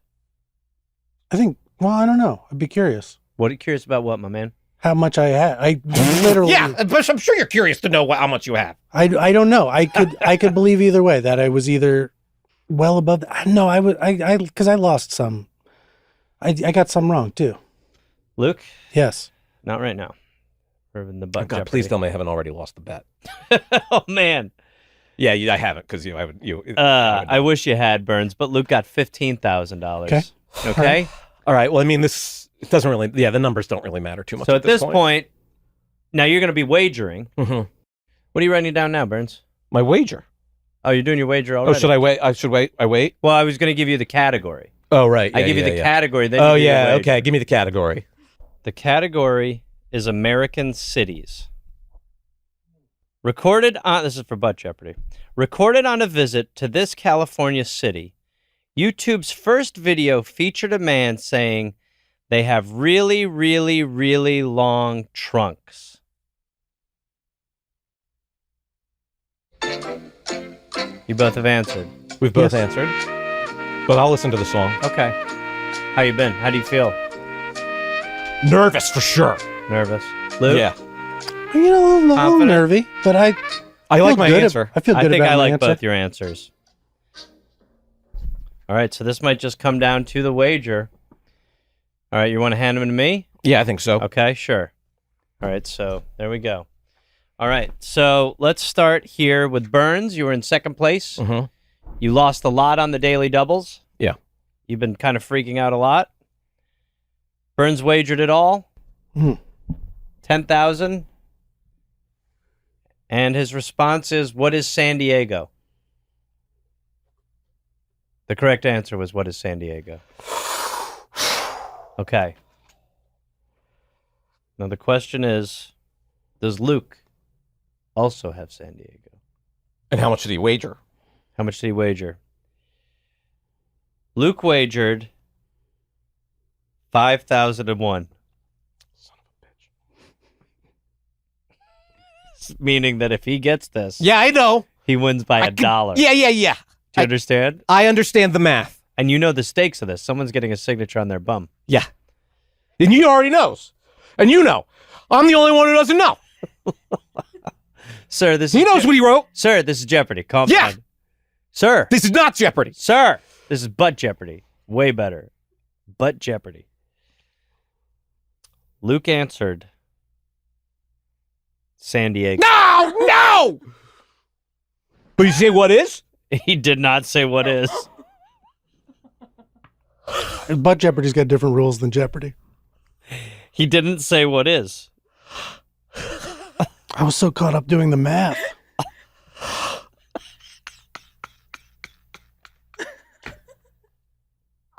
I don't know what to do. Here's what we're gonna do. Here's what we're gonna do. Hold on, let's enjoy what just happened for a minute. As soon as I handed it over to you, I saw it and I was like, "Ooh, this could be He interesting." didn't write what is. I didn't. By the way, his paper's obviously a bit of chaos. I think what we have to do. Can I pitch something? I have an idea as well. Okay, let's pitch. Go. I sign Burns's butt. He puts a big question mark on mine. Don't hate it at all, Burns. Or he signs mine with a question mark. I was going to say we let the listeners decide. I think we let the listeners decide. Interesting. I think we let the listeners decide. I think this is, and we'll come back in for the reveal of this. So this is a cliffhanger. This has now turned into Butt American Idol. This is crazy. This is crazy. Well, hey, I'm excited to find out what you guys decide. I can live with it. What are the categories? Is it going to be like a B C? Like, is it a? Yeah. Does Burns win? Does Luke win? Poll. Do they both tattoo each other, or do neither tattoo anybody? If we put both will win. Yeah, they will put both. They'll put both. I think we should put that. No, I think we have to go AB. I think we have to go AB. All right, just remember that I was the guy who pushed for both. I mean, look, I want both of your signatures on each other's butts, obviously. But I also, then the hard choice is more entertaining. I agree. I think the hard choice is all right, more fair entertaining. enough. Let's see because this could live on in infamy. It really could. No, I'm in the middle of my wrap up. Oh, okay. This could live on in infamy. Who will get whose signature tattooed on their butt? You, the listener and viewer, will decide. Who wins? Oh, is the camera just on now? No. Oh, thank God. Anyway, just fucking vote. Who gives a shit? Someone's getting a signature on their ass. What an amazing final. I'm wearing the Butt Jeopardy hat that Luke got me. Yeah, well, that's the future segment. So you spoiled that. Now, won't know. two. Number 2, the second most voted on segment of the year is Worst People in History with Dave Anthony. Dave again, back. So the round robin of the worst people in the world. You probably listened to this before. When we finished this, Dave was like, Dave reads the comments and goes at people in the comments, and he was sort of like, I got into an argument about this guy over Pol Pot. I'm like, get out of the comments. Don't be arguing with you don't want to be in there being like Pol Pot wasn't that bad. But we did a round robin with Dave, who knows a lot about history. Round robin was fun. We should do more round robin segments with people. Yeah, listeners, if you have any suggestions, let us know. What would be a good one to do? All right. Anyway, next we have the round robin. All right, what do you got next, Burnzo? Well, we talked a little bit about trying to figure out the most villainous evil person in history. So I put together. So this we basically, Dave, you're a history guy, and you got into history because you read the Bible. The Bible. No, what did you? What is that true? Wait, is that true? No. Good Lord, it's the People's History of the United States by Howard Zinn. That's right. And that book is, for anyone who hasn't read that book, probably a great time to read that book. Indeed. It just you really, it peels you off pretty quick. Where you're like, well, that's a shame. It's honestly like when I stopped eating meat, it was like because I read this book, and it was like by chapter 2, I was like, well, yeah, okie dokie. I was like, yeah, I didn't realize it was that bad. But yeah, so we kind of talked about like trying to figure out who's the biggest piece of shit in history. Okay. By doing a round robin of the biggest pieces of shit from history. So you're going to see some kind of matchups here that Burns has put together. Burns, are you on this list? No, why would I be on this list? It's a fair question. I think I've got to be. I'm definitely not even the most evil person on this. But a lot of times you rub your hands together and you go, I'm just getting started. There you go. Well, that is true. I am just getting started. Okay, well, what's behind you, by the way, in the cabinet? By the way, not evil guy. Ñaños? Yeah. Dave, trust me, we're not doing this. Nope. All right. No, sir, Ñaños. All right, stop it. So we've got the round robin. Are we able now? How do you want to do this, Burns? Do you want to do this kind of one by one? I figured I'd show you the bracket. Okay, and we can kind of go from there. Wow, we are starting off strong. So we've got some real. Look, 1 and 8 are really okay. So you don't like the seeding? It's tough. That's a tough one to put those two against each other. Well, for anyone who doesn't know how this works, that we're sort of March Madnessing just huge pieces of shit. So we're going to start off with I guess we'll start off with our 1 versus 8. This is actually probably going to be a little tough. We could build to that. Well, that might be our main event. We might want to build all right, to that so one. Well, why don't we start? That's the prime time. All right, why don't we start with the 7 versus 2 seed? We're starting 7th seed Vlad the Impaler and 2 seed Joseph Stalin. So what do you know about Vlad the Impaler, Dave? And if there's any pitching that needs to be done on him, Burns, maybe you can weigh in. Well, he was a bad boy, and he to scare his enemies, he would basically, after he conquered someone over, he would impale people on poles. So if you were going to his castle or whatever, you had to go past just poles and poles of dudes who were dead. So the name is pretty good. Yeah. Was he a czar? No, he wasn't in Russia. He was the voivode of Wallachia. Sure. Sure. I was going to say that, but yeah. Basically, he's like a prince. Okay, so he was big into impaling enemies. Do we know a death count on him? I mean, was he it was pretty big. Yeah, okay. He impaled tens of thousands of people. Oh, Yeah. I didn't realize it was like that. Oh no, it was like a sea of impaled people. Oh, Like they would be lined on the road. Like you'd be like going into town and there'd just be like huge stakes along the road with people like impaled on them. And you'd be like, maybe I should go the other way. You know what? It's called branding. Yeah, no, they called him Vlad Dracula. Oh, That so was like maybe a it was. nickname of his. Okay. So maybe it was like based on I don't know. Who knows? But okay, versus Stalin. Dave, thoughts on Stalin? And by the way, don't stammer at the beginning and try to think of him, aka Joseph Stalin stalling. I mean, he killed a bunch of people. He's just one of those. He killed a lot of guys. Yeah. World War. It was big. He was part of the alliance in World War II. Sure, but everybody killed people. I mean, look, we like to pick out commies who killed people and ignore the non-commies who killed people. We wouldn't have won World War II without Stalin. Right. There's no question. But right. He basically defeated fascism. Yeah, I mean, he was very big in that, and then then it was like, oh, now he's like still going, like he like kept cooking. Do you want to give a little brief summary of Stalin there? Stalin, he basically ruled through terror, purging people, gulags, hundreds of thousands of people. Millions. 6 to 20 million people are estimated to have died under his rule during what was essentially peacetime. He wasn't like killing enemies in other countries. He was killing his own civilians by just shipping them off. And he had a lot of culpability in it too, because he was entirely in control of the USSR. Deliberate state terror, I would say. Okay, now having lived through the past few years, would you say maybe that's the best way to get rid of the right wing? I like Vlad's style a little bit better, to be honest with you. All right, Dave. So it's Vlad the Impaler, a sea of people impaled. Joseph Stalin, World War II ally, then self-gulagging and killing millions of people. I didn't realize it was millions.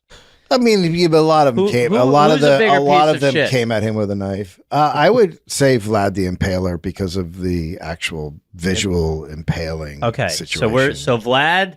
Sorry, Stalin. And Stalin did defeat fascism, so I got to give him. Sorry, Joey, you ain't beating Vlad the Impaler. Vlad advances. Okay, now why don't we go to our 5th and 4th seeds? Is that King Leopold, Burns? Yes. As our 5th? King Leopold of Belgium. King Leopold of Belgium versus Genghis Khan.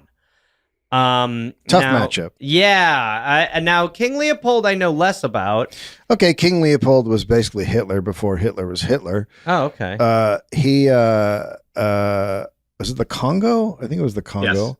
Yes. Basically, Belgium owned the Congo. By owned, I mean conquered. And then he owned it. He actually legally owned it himself. He owned it like himself. Personally. It was private property. So he just killed so many fucking people. Yeah. In order to own the Congo as yours, to get a deed to the Congo, I would imagine. This was capitalism. This was about getting rubber. Rubber. So basically, he would do stuff like, your family, you guys have to bring in this much rubber, and if you don't, I'll cut your hands off. Dave, do you ever think that when people started to discover great resources in countries, they were like, look, we should get out of here. Because for right now it's good, but eventually the whites are going to come and kill us all for this item. Yeah. Okay. Okay, so he was a rubber killer. It's estimated at about 10 million people. Oh, that's nothing. And like brutal, brutal torture, like cutting off body parts. Well, and when stuff you all read the people's history of the United States, I think that is one of the things that is so shocking. Is the second that we, for lack of a better term, started to go into indigenous cultures, like indigenous cultures were like, no, you don't get to do that. And then it was like the brutality was so alarming that they were like, wait, what? Yeah. Off the charts. You just like cut people's faces open for gold? Yeah. They killed they killed way more people than Hitler did. Like Leopold the Belgians were fucking out of their fucking tree. And that was just all for profit. Like it's just completely insane. But counterpoint. Genghis Khan. Sprouts. Raping McConnerman. Now, it is said that anytime, like, so many people, when they get their, like, ancestry or whatever done, are related to Genghis Khan because Genghis Khan really, he seeded so heavily, so brutally, and like you said, is a murderous, rapist, lunatic. Yeah, I don't even know what his body count is. It's pretty crazy. But I think it's just a different time. Like that's why we bring you in, because we need you to say time-wise, like King Leopold. It was just, that was like, do you think Genghis Khan's appearance in Bill and Ted's Excellent Adventure was good PR for him? Yeah. Because I feel like it made me like him a little bit. Yeah, I like him. He jumped on the trampoline. He had a baseball bat. He was fun. He was a fun guy. Fun guy. That's a thing. That's counterpoint. Leopold wasn't fun like him. He's fun. No, yeah. So what do we have Genghis Khan's body count, Burns? It's estimated at around 30 to 40 million people. Ooh, wow. Possibly more if you count the famine and disease spread by the wars that he started. I think you count that. It's so hard because it is a different time. Like that was like conquer and pillage time. Right. Whereas Leopold, I guess it's colonialism, right? It's a little different. Yeah. I just hate Leopold so much because it's so much closer to our timeline. But and again, the Bill and Ted's Excellent Adventure, Genghis Khan, good PR. So I'm sensing you're advancing Leopold. It's really hard. Yeah, I'll just do Leopold. Okay, so Leopold is advancing. So that actually means so that's exciting because now we're gonna do our 3 seed versus our 6. Mao Zedong versus Pol Pot. I just watched a little thing on Pol Pot recently, and my God, wowie zowie. Now, didn't Pol Pot? Where was Pol Pot? Where was he from again, Burns? Cambodia. It was Cambodia. That's what I thought. Kampuchea. And he start? He started as a communist. He started as a communist. And then I think missed the message a little bit. Yeah, he didn't really get the communism part. Because then he started to realize, I mean, it's what happens a lot of times. People get all this power. They get a power and they go then they go, I actually believe in everything goes to me. Yeah. And that was basically Pol Pot's deal. And then he just started to, I mean, once again, murder. Which is not communism. No. But he did murder everyone equally. Yes. Which I think is a nice message. But he like put teachers in camps and shit. And like he was like. When I was a kid, our teachers would take us to camp for a weekend every now and then. Not that kind. Oh. Yeah, brutal. You got any write up on him, Burnsy? Maybe just a little something to put a finer point on him? Well, I mean, his idea was to basically return, make Cambodia great again. Like you wanted to go to a mythical past, when there were no cities or foreigners or class distinctions in the, and he was willing to kill anybody that didn't fit.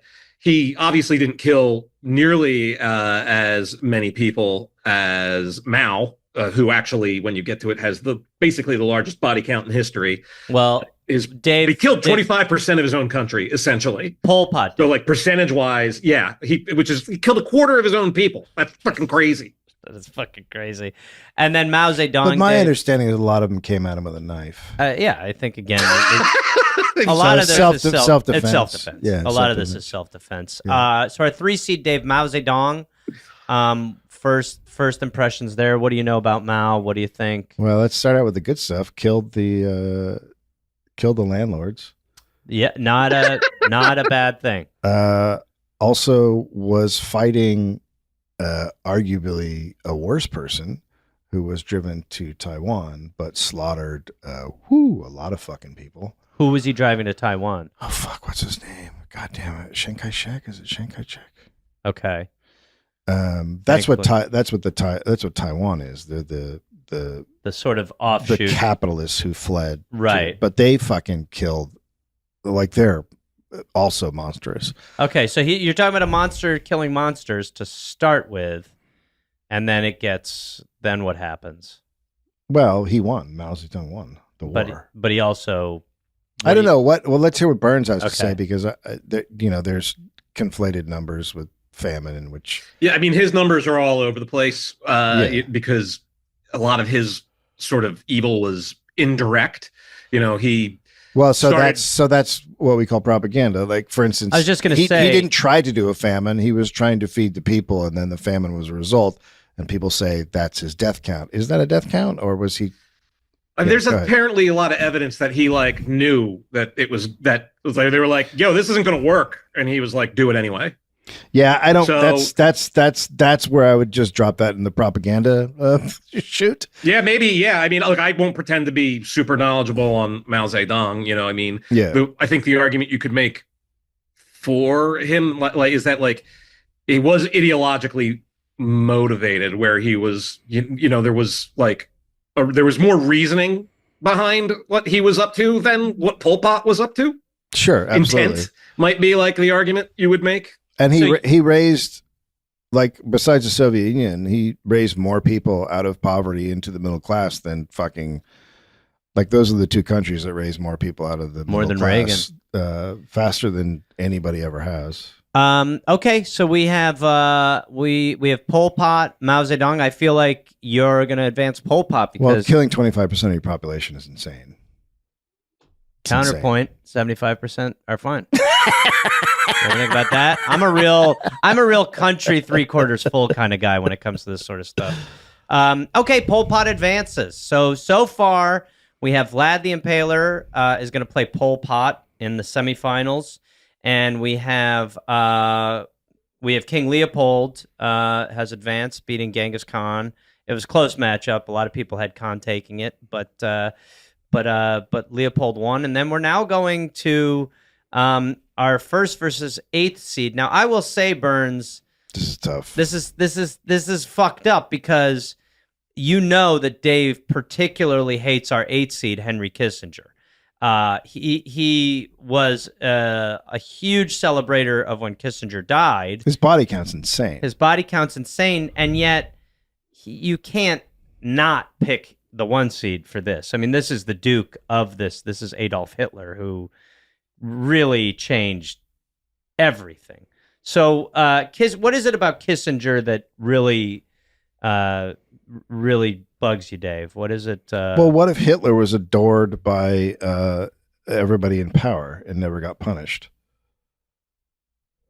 What if? So Hitler, but Kissinger lasted so long. Hitler, Kissinger died a fucking hero to all these. No, Kissinger is. I mean, we said it when we did the Behind the Bastards together. He is the Forrest Gump of war crimes. Yeah, he was everywhere forever in every picture.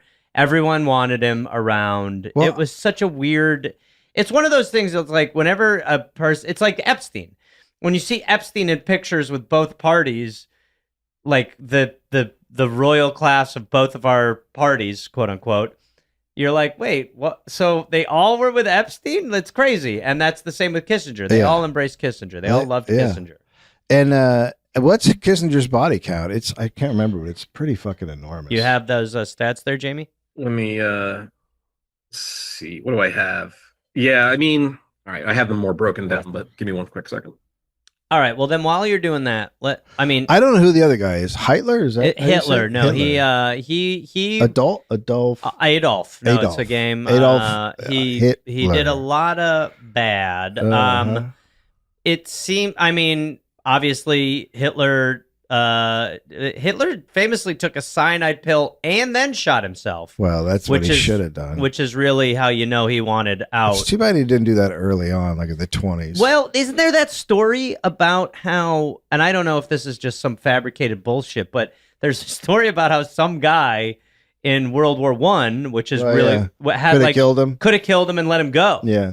Ugh. Yeah, that guy's. I don't buy that. Like, I know. It was like, oh, that's Hitler. Like you're in the heat of World War I, the craziest war ever, and you're like, oh, this guy here, that's Adolf Hitler. Let me tell you something. If you met Adolf Hitler, you knew you met Adolf Hitler. You know what I mean? You didn't forget. I guess. I guess. All right, maybe. Okay. I am. That time period is so fucking crazy to me. Obviously. So, I know who I would advance. Burns, what do you have on Hank Kissy? A high end death count for him would be 3 to 4 million. I know. I think it's more, but yeah, probably more. And Hitler blows that out of the water. But yeah, it's obviously Hitler. But it's you wanted to test him, and you definitely passed the test, Dave. So by no surprise, Adolf Hitler is advancing. So that leaves that leaves King Leopold and Hitler in our semis. I mean, Kissinger is the most evil American to ever live. So and by the way. He talk about a body count. I mean, he was dating some of the hottest women around. Yeah, he was a puss hound. He was a. Well, I mean, so was Hitler, though. Well, all right. Listen, but that's one thing I love, that they're all getting laid. That's awesome. Okay, so we are now advancing our 1 seed. No surprise, our Duke. We have our 5th seed, King Leopold. We are advancing Pol Pot and Vlad the Impaler. So now why don't we just go, since we spent some time over on that side of the bracket. In our semifinals, we're now doing Pol Pot versus Vlad the Impaler. Pol Pot, 25% of his population was taken out. Pol Pot. Vlad the Impaler had a sea of bodies. You're advancing Pol Pot. Yeah, Pol Pot. With great assurance. Why are you... He was so fucking evil. I mean, maybe it's because he's closer to our timeline, but because I think that always affects, how people feel about history. Yes. But and also, like, I saw movies about that and shit, and the killing fields and right. But killing 25% of your population is fucking insane. Yeah, it's nothing to sneeze at. Yeah. And this is not an endorsement of Vlad the Impaler, not friend of show. We're not Vlad. This is not a pro Impaler endorsement. He's come on as a guest, but we ask him some pretty tough questions. Oh yeah, well, it's not a softball interview. It's like Tucker Ted Cruz. We're holding his feet to the fire. Well, anyway, Vlad, you had a good run. But congrats to Pol Pot. You're going to the big dance, my guy. This is big.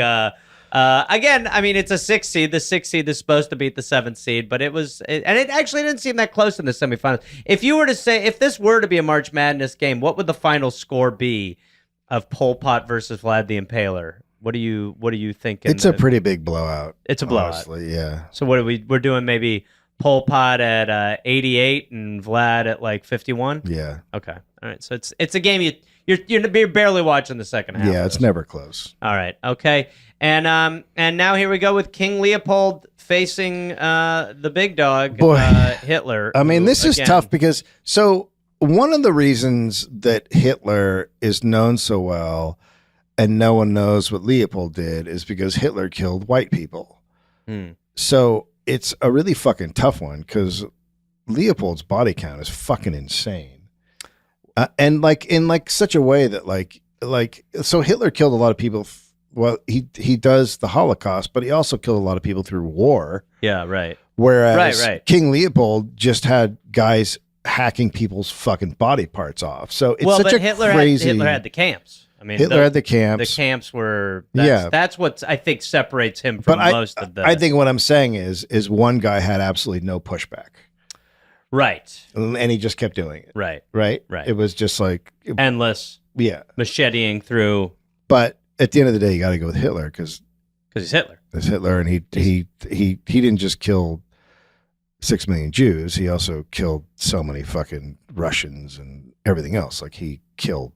He was an people endless everywhere. Right. Okay. And again, the mustache. And the mustache is terrible. And the comb over's not great either.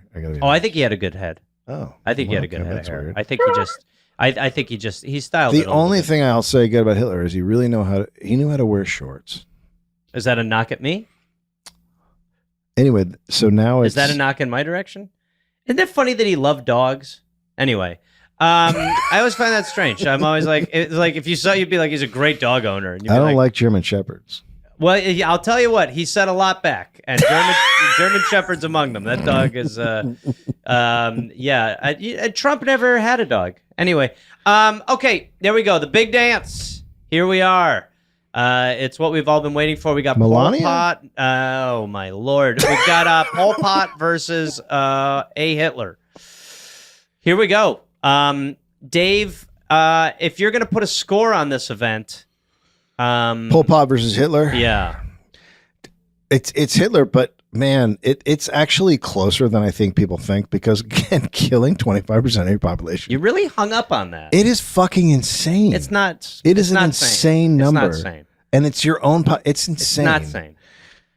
So yeah, you got to go with Hitler. What are you putting the score at this one? Is this a blowout? Is this kind of close? It's not a blowout, but it's not close. You watch it, but like it's the not last a blowout, 4 like, minutes, you're like, this is over. Yeah. You're like, okay, well, he pulled ahead. But Pol Pot had kept going. I think he would have expanded to other places for sure. Yeah, and he, by the way, Pol Pot he just died naturally. He was able to die in his home. He died from a burp. No, he didn't. I think that's not sure where you're getting that, but no, he just died of like heart failure. He died an old man. Which always bothers me when enormous war, like Kissinger was able to just die of natural causes. Genghis Khan obviously died getting his penis caught in a coconut. But there we go. With no surprise, we've advanced our 1 seed, but a little closer than we all thought. But again, it just goes to show you there's no end to the huge pieces of shit in this world. Mm-hmm. And the good news is we could do another 30 of these. Yeah. And we could even do a modern day one. No problem. But with there's a great one you can do of just evil people who went to Harvard. Well, or Yale. I do like that. We'll tease that one. Go Yaleys. All right, Dave. Well, thank you for joining us on this nightmare round robin. Do I get a Hitler shirt or something? That's a really bad question. Hitler. He's still, after all these years, he's still our Jordan. Okay, Kevin, the number 1 requested segment. What is it? Gareth, it's a tie. Whoa, so we're doing a twofer. We are. Wow. Should we announce both of them or just one at a time? Let's do both, I guess. 1-star business reviews with Lisa Gilroy, of course. That was like the first segment. Yep. Are we getting her back? She's too popular now? She is very popular. She hopefully will one day do the show. Yeah. We broke her out. That's tough to hear. And it's tough to hear. Hopefully one day she will do the show. At least she did it. She great. She always says yes. It's always a schedule thing. It's not, to my knowledge. She's very busy. She's very busy, is what we're hoping. And that tied with Name That Movie with Griffin Newman. Ooh, also a great one. A great one. Yeah, 2 great segments. So I guess we play them at the same time and one in each year. Yep. Sort of do what Paul Martin would do. No, they were great. 2 great guests, 2 great segments. Enjoy the top 2, and thank you everybody who's been listening and tuning in. The beauty of this show is that we can keep tweaking it, and we will keep tweaking it, but we've had a lot of laughs so far. So if you haven't told someone to listen to the show or watch the show, do that, or post a clip or repost a clip. It's very easy. Just tell people. But also, I'm not going to come in between these. Why don't we just play these back to back? Lisa Gilroy doing 1-star business reviews where we help with revenge write-ups, and Griffin Newman, who is a movie savant. And by the way, Burns still talks about that day. Oh, he's my favorite podcaster. Oh my God. Anyway, next we have. Hello. Hi there. I'm not going to lie. When you were muted, we heard you laughing, and then Lisa pointed out that you were coughing, and that I just always think women are laughing at my jokes. So we've never done this segment before, to be totally honest with you. You're on with Lisa Gilroy. Hello. Who's fantastic. And what we're going to do is we're going to help write a scathing review for a company or a business that has wronged you. Yes. Okay. What is your name? Can I ask you that? My name is Hannah. Okay, Hannah. Hi, Hannah. Where are you from, Hannah? Where are you living? Montana? I'm from California, but I'm calling you from Spain. Oh, from space? Wow. How does it sound out there? NASA has left me, and I want to write a review. You're calling from Spain. Oh, that's awesome. Okay, so you're in Spain. And did the business? I don't know if we're allowed to comment on a Spanish business. Is this an American business that wronged you? Oh, yes, this is an American business. All right. Well, why don't you? Wait, why would you not be allowed to comment on a Spanish business? Maritime law stuff. I Okay. can't get into it. It's international. Right. We're not allowed to. Plus, my Spanish is no bueno. Okay, Hannah. So what happened? Who wronged you, and what happened? Okay, so major hotel chain, I don't know if I can say their name, they wronged me. Who are they? We'll bleep it out. Holiday Inn Express. Holiday. We have to be able to talk about it because the express of it all, right? You get to like whiz in and whiz out as fast as you can. I was at a Holiday Inn Express, and someone, when I was in my room about to take a shower, opened my door with a key that they were given. Oh my God, that's happened to me before, but I was sleeping. Just crazy. But I always put the on the. Yeah, I didn't. I was very much. I was like, "What's going on?" And then a guy was like, "Sorry," and he had a saxophone. What? Yes, he had a saxophone, and I was just like, "What the fuck is about to happen?" All right. Anyway, Hannah, you're in space. So, okay. So what happened? Okay, so last summer I was moving to Washington to work at a summer camp. My dad decided to come with me and drive from California up to Washington. We stopped to stay in Oregon to kind of break up the drive. Sure. The hotel we stayed at first night was fine. In the morning is where we ran into the issue. He woke up before me. He went down to the lobby to get that continental breakfast. I went down after as him. dads do. Yeah, as dads law are wont is. to do. Yes. I went after him. I got in the elevator. You know, I pushed the button for the first floor. I'm looking on my phone. A minute passes, and I'm like, oh, weird. The elevator hasn't gone anywhere, even though I pressed the button for the first floor, and I'm on the third, and so I pressed it again. Did you press it for the first, or did you press it for the lobby, Hannah? I just have to ask a clarifying question. Because Oh, your complaint about the clarify, Holiday lobby. Inn is that the first floor took you to. Okay. You pressed for the lobby. Got it.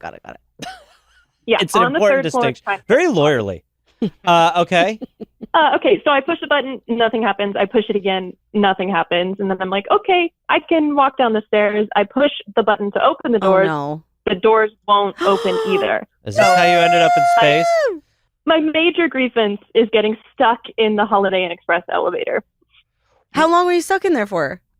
I was in there for about 25 minutes. Oh but hear my me out. God. It doesn't sound like that long. No, it but when you does. have no That's idea crazy. How long you'll be in there? It feels like so long. That's crazy. And so did you press the emergency alert button in there that I've always wanted to press? Yeah.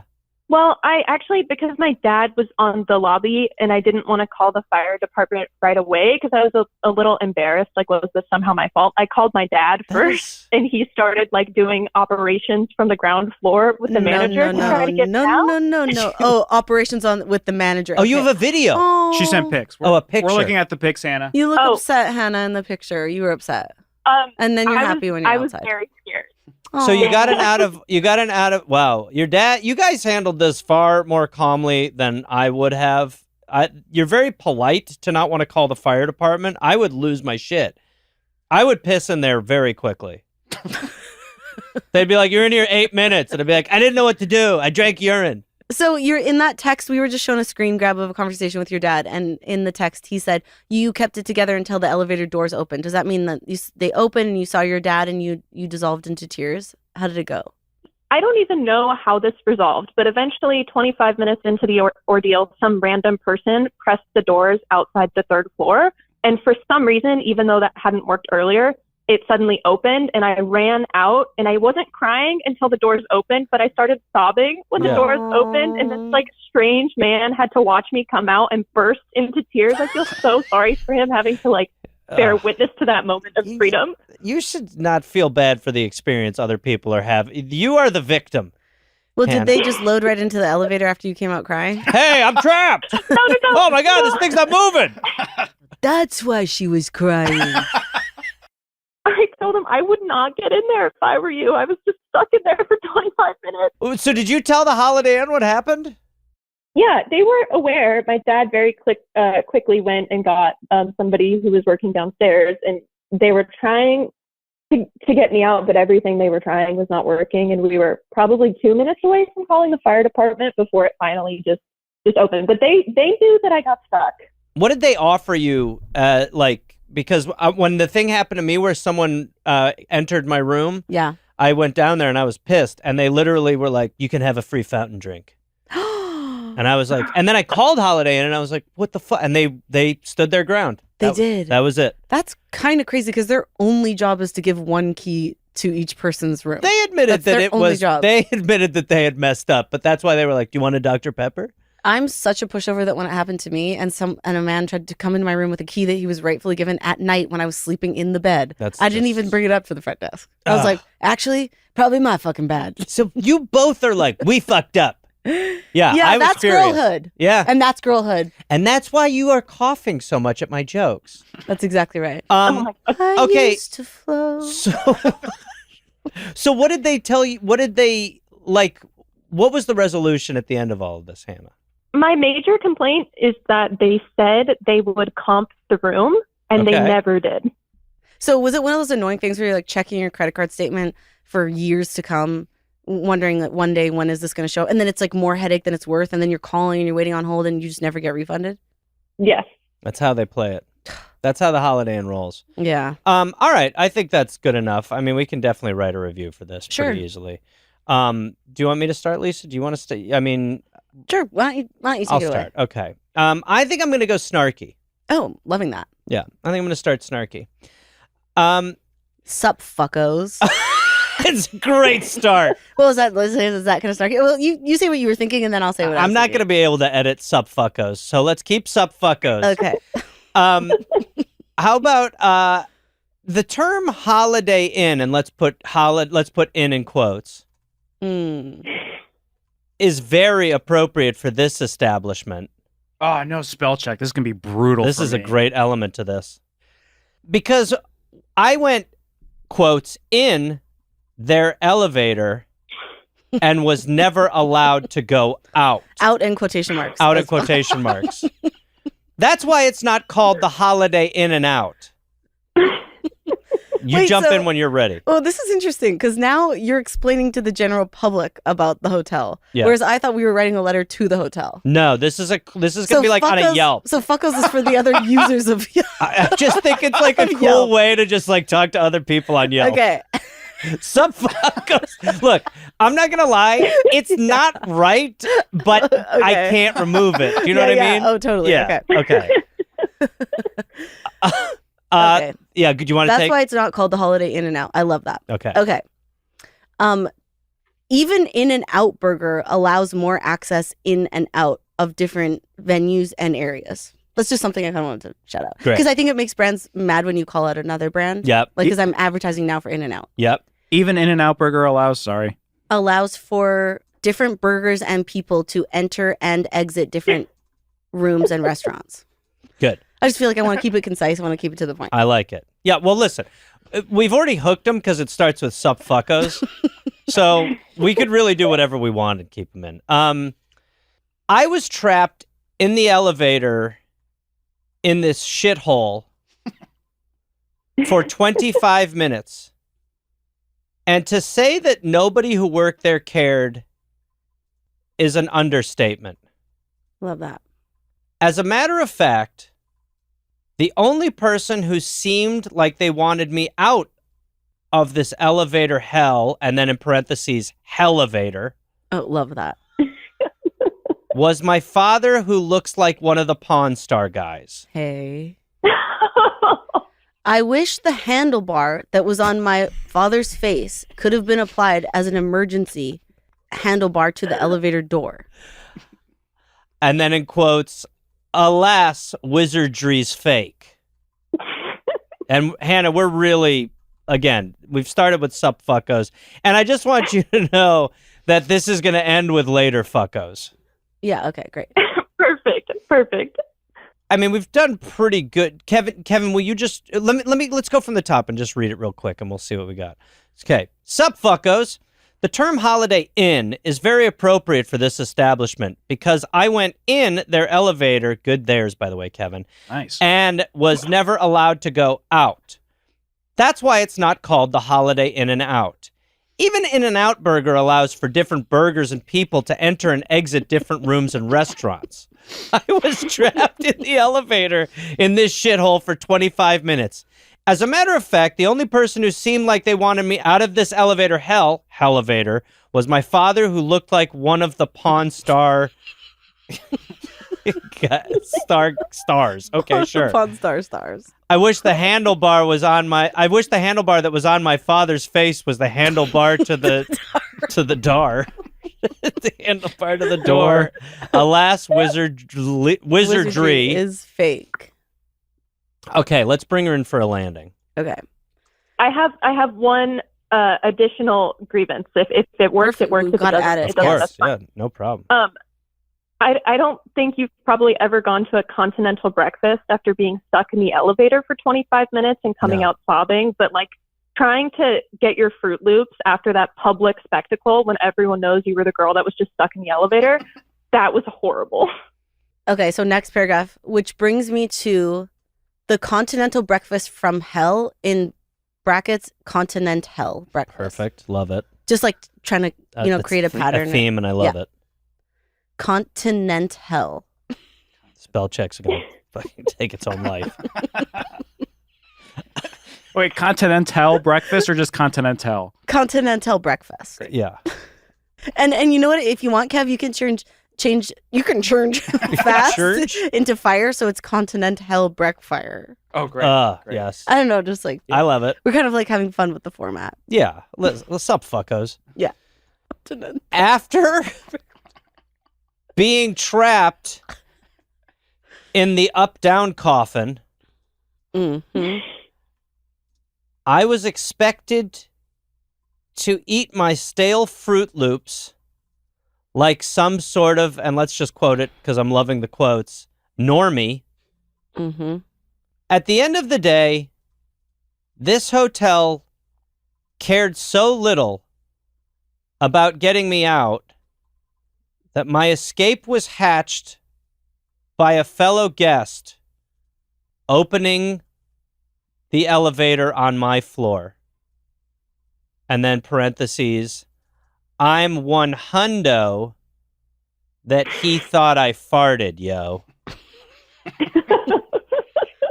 That he thought I farted. You got to get the Kevin just wrote, I'm 100 that I farted. 100 that I farted. All right. I mean, we're pretty much there. Lisa, do you want any capper?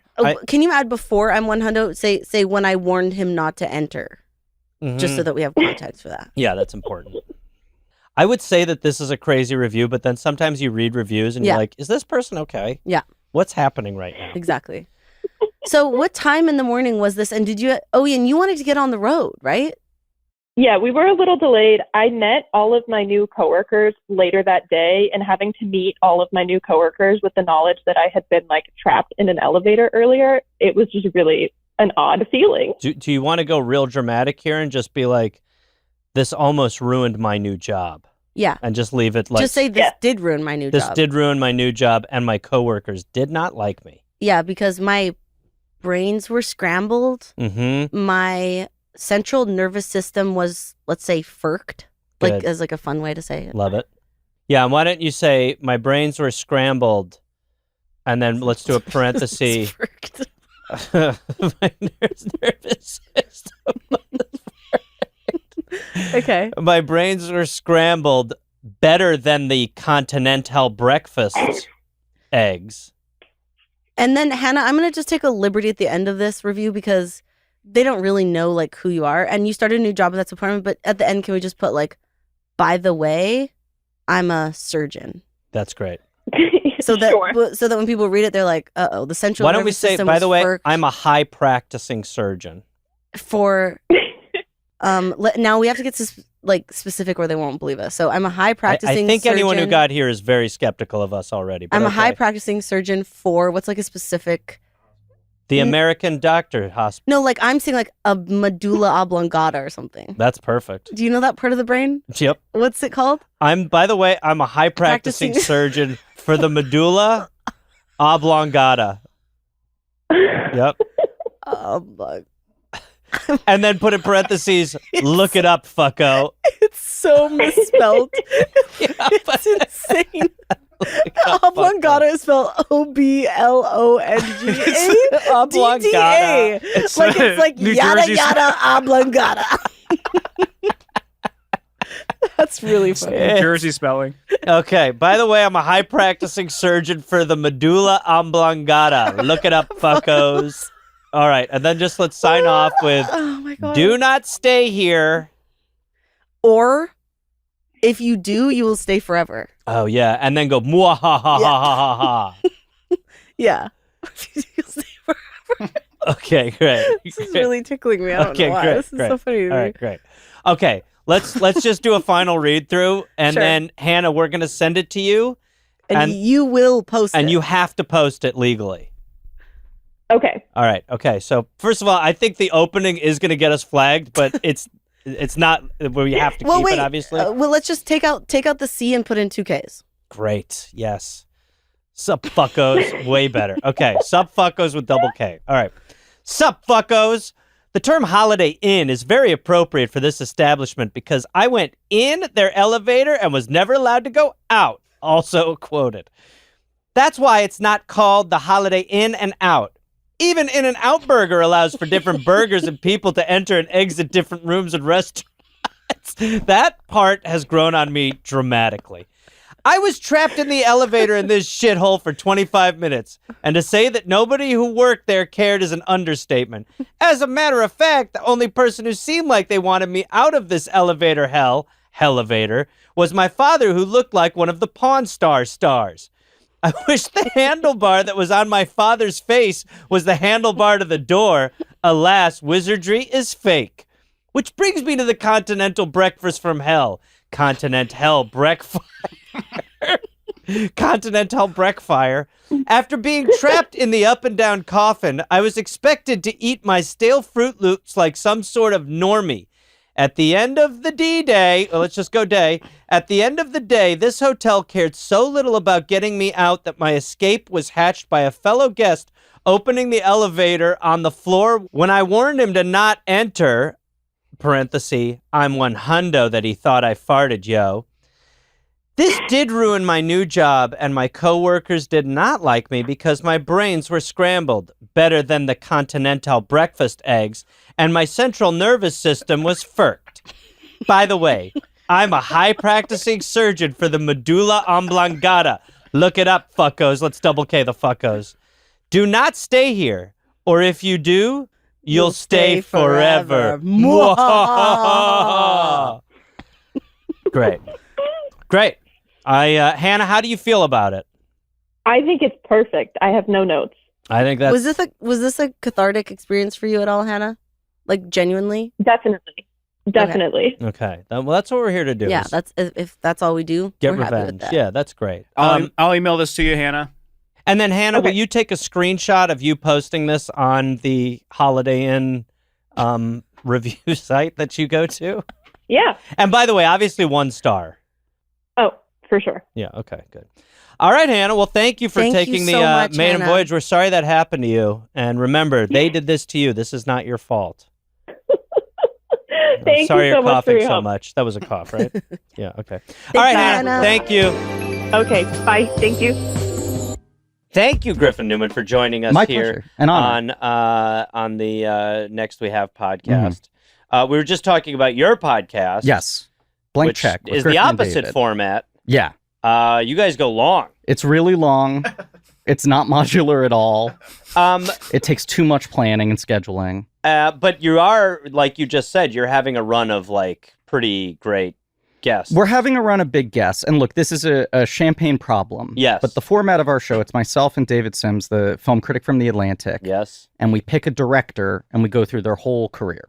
And it's the idea of like blank check status, someone getting successful enough that they have the power to make. Some people might think it's about the movie Blank Check. Many people did. Right. And so when we hit episode 100, we were like, fuck it, we'll do a blank check episode. So when people ask, is it about the movie Blank Check? We're like, one time it was. Well, now, was it? It was the one time. And then, not to cut you off, but did the guy who wrote Blake Snyder, who wrote Save the Cat, which is kind of the industry standard screenwriting book, he did write Blank Check. That is like his one credit, his like one big credit. Didn't he also write Legally Blonde? Stop or My Mom Will Shoot, I believe. There we go. That sounds right. Okay. Yeah. All right. There. Well, that's one. It is a great book, but that's one of the things when you're reading the book. Well, the other one, Robert McKee, the story guy. Yep. Who is dramatized in adaptation. Brian Cox plays him and is like seen as this like terrifying tyrant of like you must have your screenplay, you know. And his credits are just straight to DVD Barbie animated films. It's so funny, and yet there is great insight. But anyway, okay, so you know, we like pick a director. Right now, we're doing the Coen brothers. Yep. And you're just like, well, that's our schedule. We know exactly what the episodes are, what order they need to come out in, because we're starting with Blood Simple. Yep. And we're going to Honey Don't, and we're moving chronologically. And it's one movie 1 week at a time. And then, like, publicists will reach out and be like, can I get my client on the show next week to promote their album coming out? And you're like... We recorded that episode 4 months ago. Yeah. We scheduled it a year ago. We're insane. Or they'll be like, their favorite movie is this. Can we get them on this? And we're like, absolutely. And they're like, any way we could push it up 6 weeks.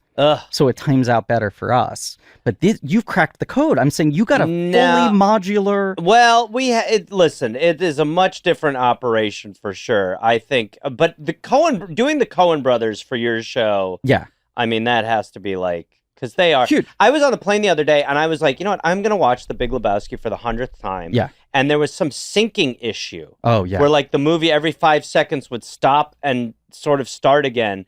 And I probably watched an hour before I was like, I can't take this. Right. But I was like, that's how good it is that I'm like, I know it well enough to actually sit through it. Can you say who you had on for your... Seth Rogen. Yeah. Big Lebowski, which... That's a huge episode. Humongous. Humongous. But it was, you know, we increasingly over the last couple of years, we've had like heavy hitters in the industry who reach out and tell us that they listen to the show. It's great. And like watching the studio, I'm like, that makes sense. This is a guy who obsesses over the same things that we're talking about all the time. The studio is kind of, seems like Seth Rogen's love letter as well as gripe list to the industry. And I think a lot of our podcast is us being like, where did this get fucked up? Yeah, right. Right? Like looking at these careers that are hard to have now. Yep. Even guys who are still working or, you know, we're working recently. You're just like, how does someone start a career that can have this kind of stamina? But we'll reach out to these people and be like, that's so exciting that you listen, very flattered. Any chance you want to come on the show? And so often they're like, I'm trying to like stay employed. Yeah. You guys like just throw a lot of shit around and talk pretty loosely, you know? I mean, but the Coens, everyone's like, oh, come on. They're like talking about the Bible. Yeah, it's right. Like, that's a lot easier. Do you feel like on your show, like, are there things sometimes where you're like, hey, we got to cut that out? Like, I've said too much, or do you just... So rarely. Yeah, because the charm is sort of just the fact that it is kind of like a movie locker room. You are just going to be pretty free with like... I always like to say, we're trying to make locker room talk at the end of the day. No, I do think people do... Some people will listen to the show and it's like recommended. They're like, what the fuck is this? There's no format. Yeah. They keep like looping around to points and tangents. And we've always been like... What we're trying to replicate is the vibe of going out with drinks with your friends after you see a great movie. By the way, that is the locker room. That is the locker room. That's the movie locker room. But that's sort of feeling like, I need to talk about this. It's the hurt this. locker room. Do you have to get home or can we talk about this for a second? Because I want to unpack that. And so we try to get that vibe. And so guests know that they're going to come on. It's going to be kind of loose and free flowing. I feel like more often we cut something out if we're like, that was a joke that didn't work. Not even offensive, just like I bombed on that. I keep the bombs in. But I'll see that to people sometimes because I was working primarily as an actor for a while. Yeah. And started doing the podcast as like a side thing. And now I'm like I'm a professional podcaster. Like that is my career. Yeah. I act sometimes, you know, in the same way I like dog sit sometimes. Right, yeah. You know, and occasionally I'm paid for it in both cases. Very often I'm losing money, dog sitting or acting. Yeah. But I'll see people be like, oh, he was like pretending to be nice to this because he's not trying to jeopardize his career. But you're like, and I'm like, this is my career. I've kind of crossed that. Also, I've already burned all the bridges. Well, like, I kind of like in the world of stand-up have also just on eventually was like, you know what? I am actually going to talk shit on people that I think are pieces of shit. Yeah, I'm also like, this is the thing we've told ourselves a lot because people will find out people are listeners and then we'll be like, oh shit. We've been doing the show for 10 years. We've covered so many different movies and we'll go on these tangents. What's the worst thing we've ever said about that person? And I think in almost every instance, I can immediately also call, but what's the most complimentary thing we've said about that person? That's good. And Sims and I have weird enough taste that I'm like, I think the cosmic balance of it is maybe we've like raked someone over the coals for something. Yeah. But we also probably lauded a performance that no one else likes. I think like people do, even people who are in the business, they fuck up. They make they know the reality of this industry. Like you honestly, it's like the comments online. It's like you can't the compliments can't mean too much, and the detrimental ones you can't take them too personally. You know, it was funny. We had Rogan on, and we were like, also Joe I realized Rogan. I've realized this problem. For months I've been like, you know, we're hoping the scheduling works out, but I think we're going to get Rogan on the podcast. And in my mind, you go Seth, but I'm like, you can't say Rogan and podcast in the same sentence and not immediately seem like, you guys are taking a hard turn. That is so funny. By the way, yeah, it'd be great to get Joe Rogan on the show. I think that would be an awesome episode. I think he's one of our great movie thinkers. Yeah, honestly, yeah. Well, Griffin, we thought we would play a game today. Okay. Should we jump into the game? Okay, yeah. So, I'll have Burns. Well, Burns kind of researched this a little bit. Okay. All right, Burns. So, explain this because you're familiar with Name That Tune, obviously. I am. Okay. Yes. So we're gonna. Well, I've always been so impressed with your ability with the box office game. Sure. And so I thought that maybe we would play Name That Movie. Okay. It's just like Name That Tune, where I'll have a clue, and then you guys can say I can name that tune or name that movie in however many seconds, and I'll play just an audio. Bit of it. And every one of these movies, I'll give you one big clue. They're all blank check movies. Okay. And these clues, I tried to make them hard. I think you're going to kick ass at this. But within 10 years of the podcast, that's quite a lot of It's a shitload. films. It's a big pot. And I highly expect to get dunked on fully in this game. I will say to you, I am very, very competitive only in this kind of area. And I am not. Yeah. So I feel like I like want you to beat me. Movie trivia, comedy, game show. I should are also the only two areas where I get like alpha. I should point out that you're always going to start with how you'll start. Okay. Because I think you'll your seconds would be like, I can name that in a minute. If we watch the movie, I bet I'll get it. But your strategy is to get it on the rebound if I whiff. Yes. Okay. And we will be playing for a prize. Oh. I went and I picked up a steel book of Ace Ventura: Pet Detective. That's new. Yes, it is. Steel book? That's new. Yeah, this is Gareth.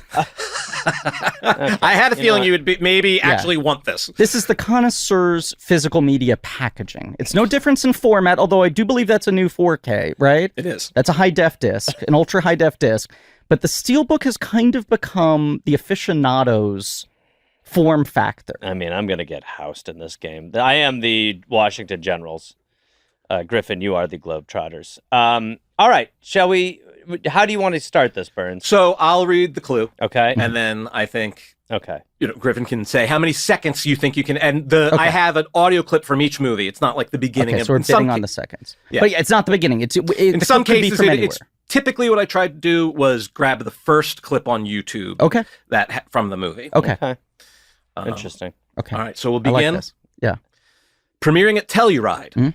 This film, based on a 2004 memoir, shows a man reduced to a single drastic choice in Blue John Canyon. This film based on Okay, I think I can get this movie in 5 seconds. What? Griffin. It's really good. Doing the math in my head, I'm like, is my timing right on this? But I think I also can get it in 5 seconds. the memoir is 2004.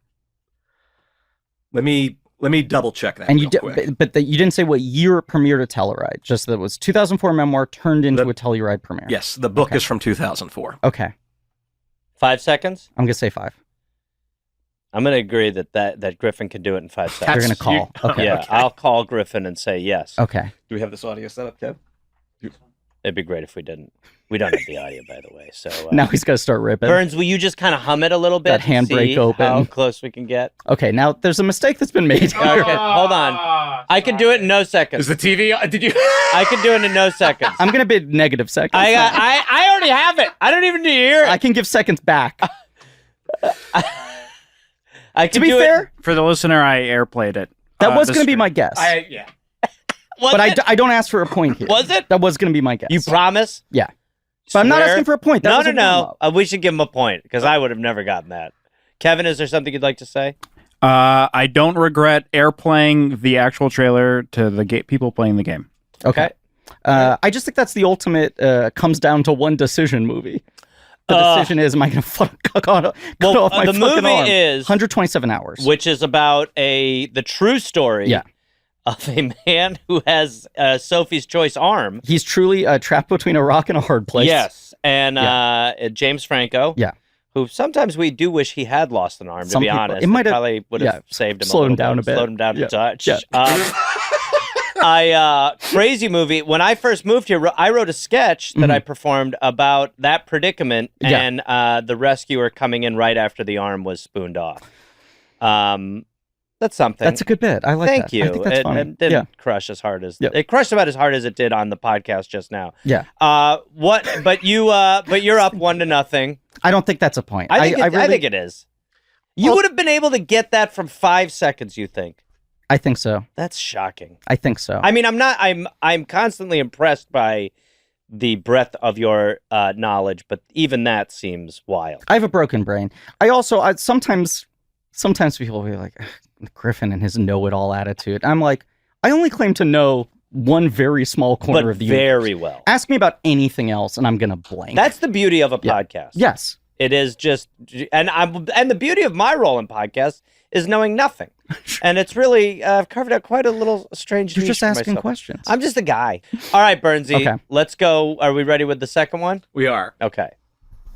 The second clue, again, these are hard. Okay. Costume designer Joanna Johnston. Wow. Assigned green, purple, and orange to the 3 leads of this film to echo comic book archetypes. Ooh. You already know it. You do. So you know seconds. I'm saying No 0 seconds? seconds. I'm saying 0 seconds. All right, I'll also go with 0 seconds, but let me think of my answer to this. I have a guess myself. Yes? Yes. And first of all, I don't care for your attitude and your yes there that I have a guess. I am skeptical that it'll be a good guess. All right, I'm going to guess. Look at this awesome tension right now, right, guys? I'm going to guess Alice in Wonderland. Griffin? I believe it is M. Night Shyamalan's Glass. Fuck. Jesus Christ. I'll say I was leaning towards Alice in Wonderland first. Oh, really? I was. That's going to be the highest moment I have in this competition. I'll say this is why I got it so quickly. Our office has basically just become a museum for fucking merchandise and promo swag from movies that Which I is collect. great. Obsessively hoard. That right? must be a dream come true for you. The best. That's awesome. But as part of the promotional cycle for Glass, got a universal swag kit that had 3 separate packages of character-coded popcorn. Oh, wow. So I believe we have those 3 colors in separate popcorn bags. He's getting swag. With the Glass logo. He's getting swag. Those colors are infamous to me. They're the popcorn. I get AG1. Hey, don't knock them. I love them. AG1, if you're listening, what a great way to start the morning. The best. AG1, just like 30 calories, and then it really spikes you up, gets your bowels moving. They didn't ask me to say that last part. New flavors. They added citrus. They got a tropical. Tropical. Good work. Great stuff, guys. Are you having a Tecate over there, Burns? That would be amazing. Tecate? Yeah. No, this is a LaCroix. Oh, It's a Tecate flavored liqueur. What a great way to like tell someone you're drinking, or like to try to cover up your alcoholism. No, it's a Tecate flavored LaCroix. I gotta go. All right, Burns. Okay. You want a really hard one? Let's do it. John Williams earned his 46th Oscar nomination for scoring this 2011 animated feature. Oh, what? Oh my God. 2000. That's insane. Here's the thing. You know? Yeah. I mean, already? I was agreeing that like it was the really... game was supposed to be named that too. I was agreeing that it was really hard, but John Williams has done very few animated movies. It's just one little clue too many. Damn it. I think I got it in 0 seconds. This is great. This is great. Then what a great way to blow up Burns' game. To just be like... You're over-cluing. The clues are hard, but you're just so good. I'm just so broken. Let's make it... No. Yeah. It really is. I mean, you have just... this, like you're saying, it's become encyclopedic because you have no choice. We do this game at the end of our show every episode, this segment where I try to guess the box office, the top 5 from the weekend, whatever movie we're covering came out. And guess we'll just be like, how is this possible? And I finally figured out how to explain how it works in my head, where I'm like, it starts with the world's biggest Guess Who board. Mm-hmm. And with every detail, I'm knocking down faces. Right. So it's a process of elimination that happens really fast. So I'm going Williams, nomination, 2011, it's narrowing. And then we go to animated, and I'm like, it's two movies. But I do think that you are shortchanging your own skill by being like, it's Guess Who? It's like, yeah, but ruin the game for Burns here, Griffin. Steven Spielberg's The Adventures of Tintin? Indeed. Yeah. Well, all right, Burns, how do you feel? There's a Griffin-sized hole in your little plot here, isn't there? I'm not. I mean, I knew he was going to be good at this, so I really did try to make it hard. Yep. I mean, we all know what this means. Yeah, he gets the Ace Ventura. Oh, wow. Oh, my God. This is incredible. And Thank Griffin, you maybe have never, you may, who knows? Your career is early still. Maybe you'll get an Oscar, but would it be crazy for you to give a little speech in acceptance for what you've just won here? So this is a beautiful new 4K transfer of Ace Ventura. Or I guess I should start like this. Yeah. Wow. Yeah, that's it. Oh my God. I was wondering what was happening. Yeah. Oh, this is Griffin's first Ace Ventura. God, so many people to thank. Jim Carrey, parentheses, liar, liar, couldn't have done it without him. Morgan Creek Productions, all of them. This never would have made it to disc if they didn't have the courage to greenlight a film about a pet detective at a time where no one else would. Every other studio in Hollywood had turned this down. Warner Brothers didn't think it was worth reissuing on 4K. Shout Factory stepped up to the plate. They believe in the aficionado. They're giving me the wrap it up signal. Tom Shadyac, director of the film. Thank you so much. I know I'm forgetting someone. God, I'm sorry. I apologize. And I'll see you out back. Exit the other way. Exit the other way. That way. Awesome. Thank you, Griffin. This is exciting. I'm genuinely very excited. All right, about good. Yeah. I'm sure Great. that'll end up in the garbage. Thank you, Burns. Well done. And thank you, Griffin. Newman, as My always. pleasure. Appreciate it. So many segments. Thank the Lord above. Thank the Lord above. But let's start again. That was a Headgum podcast.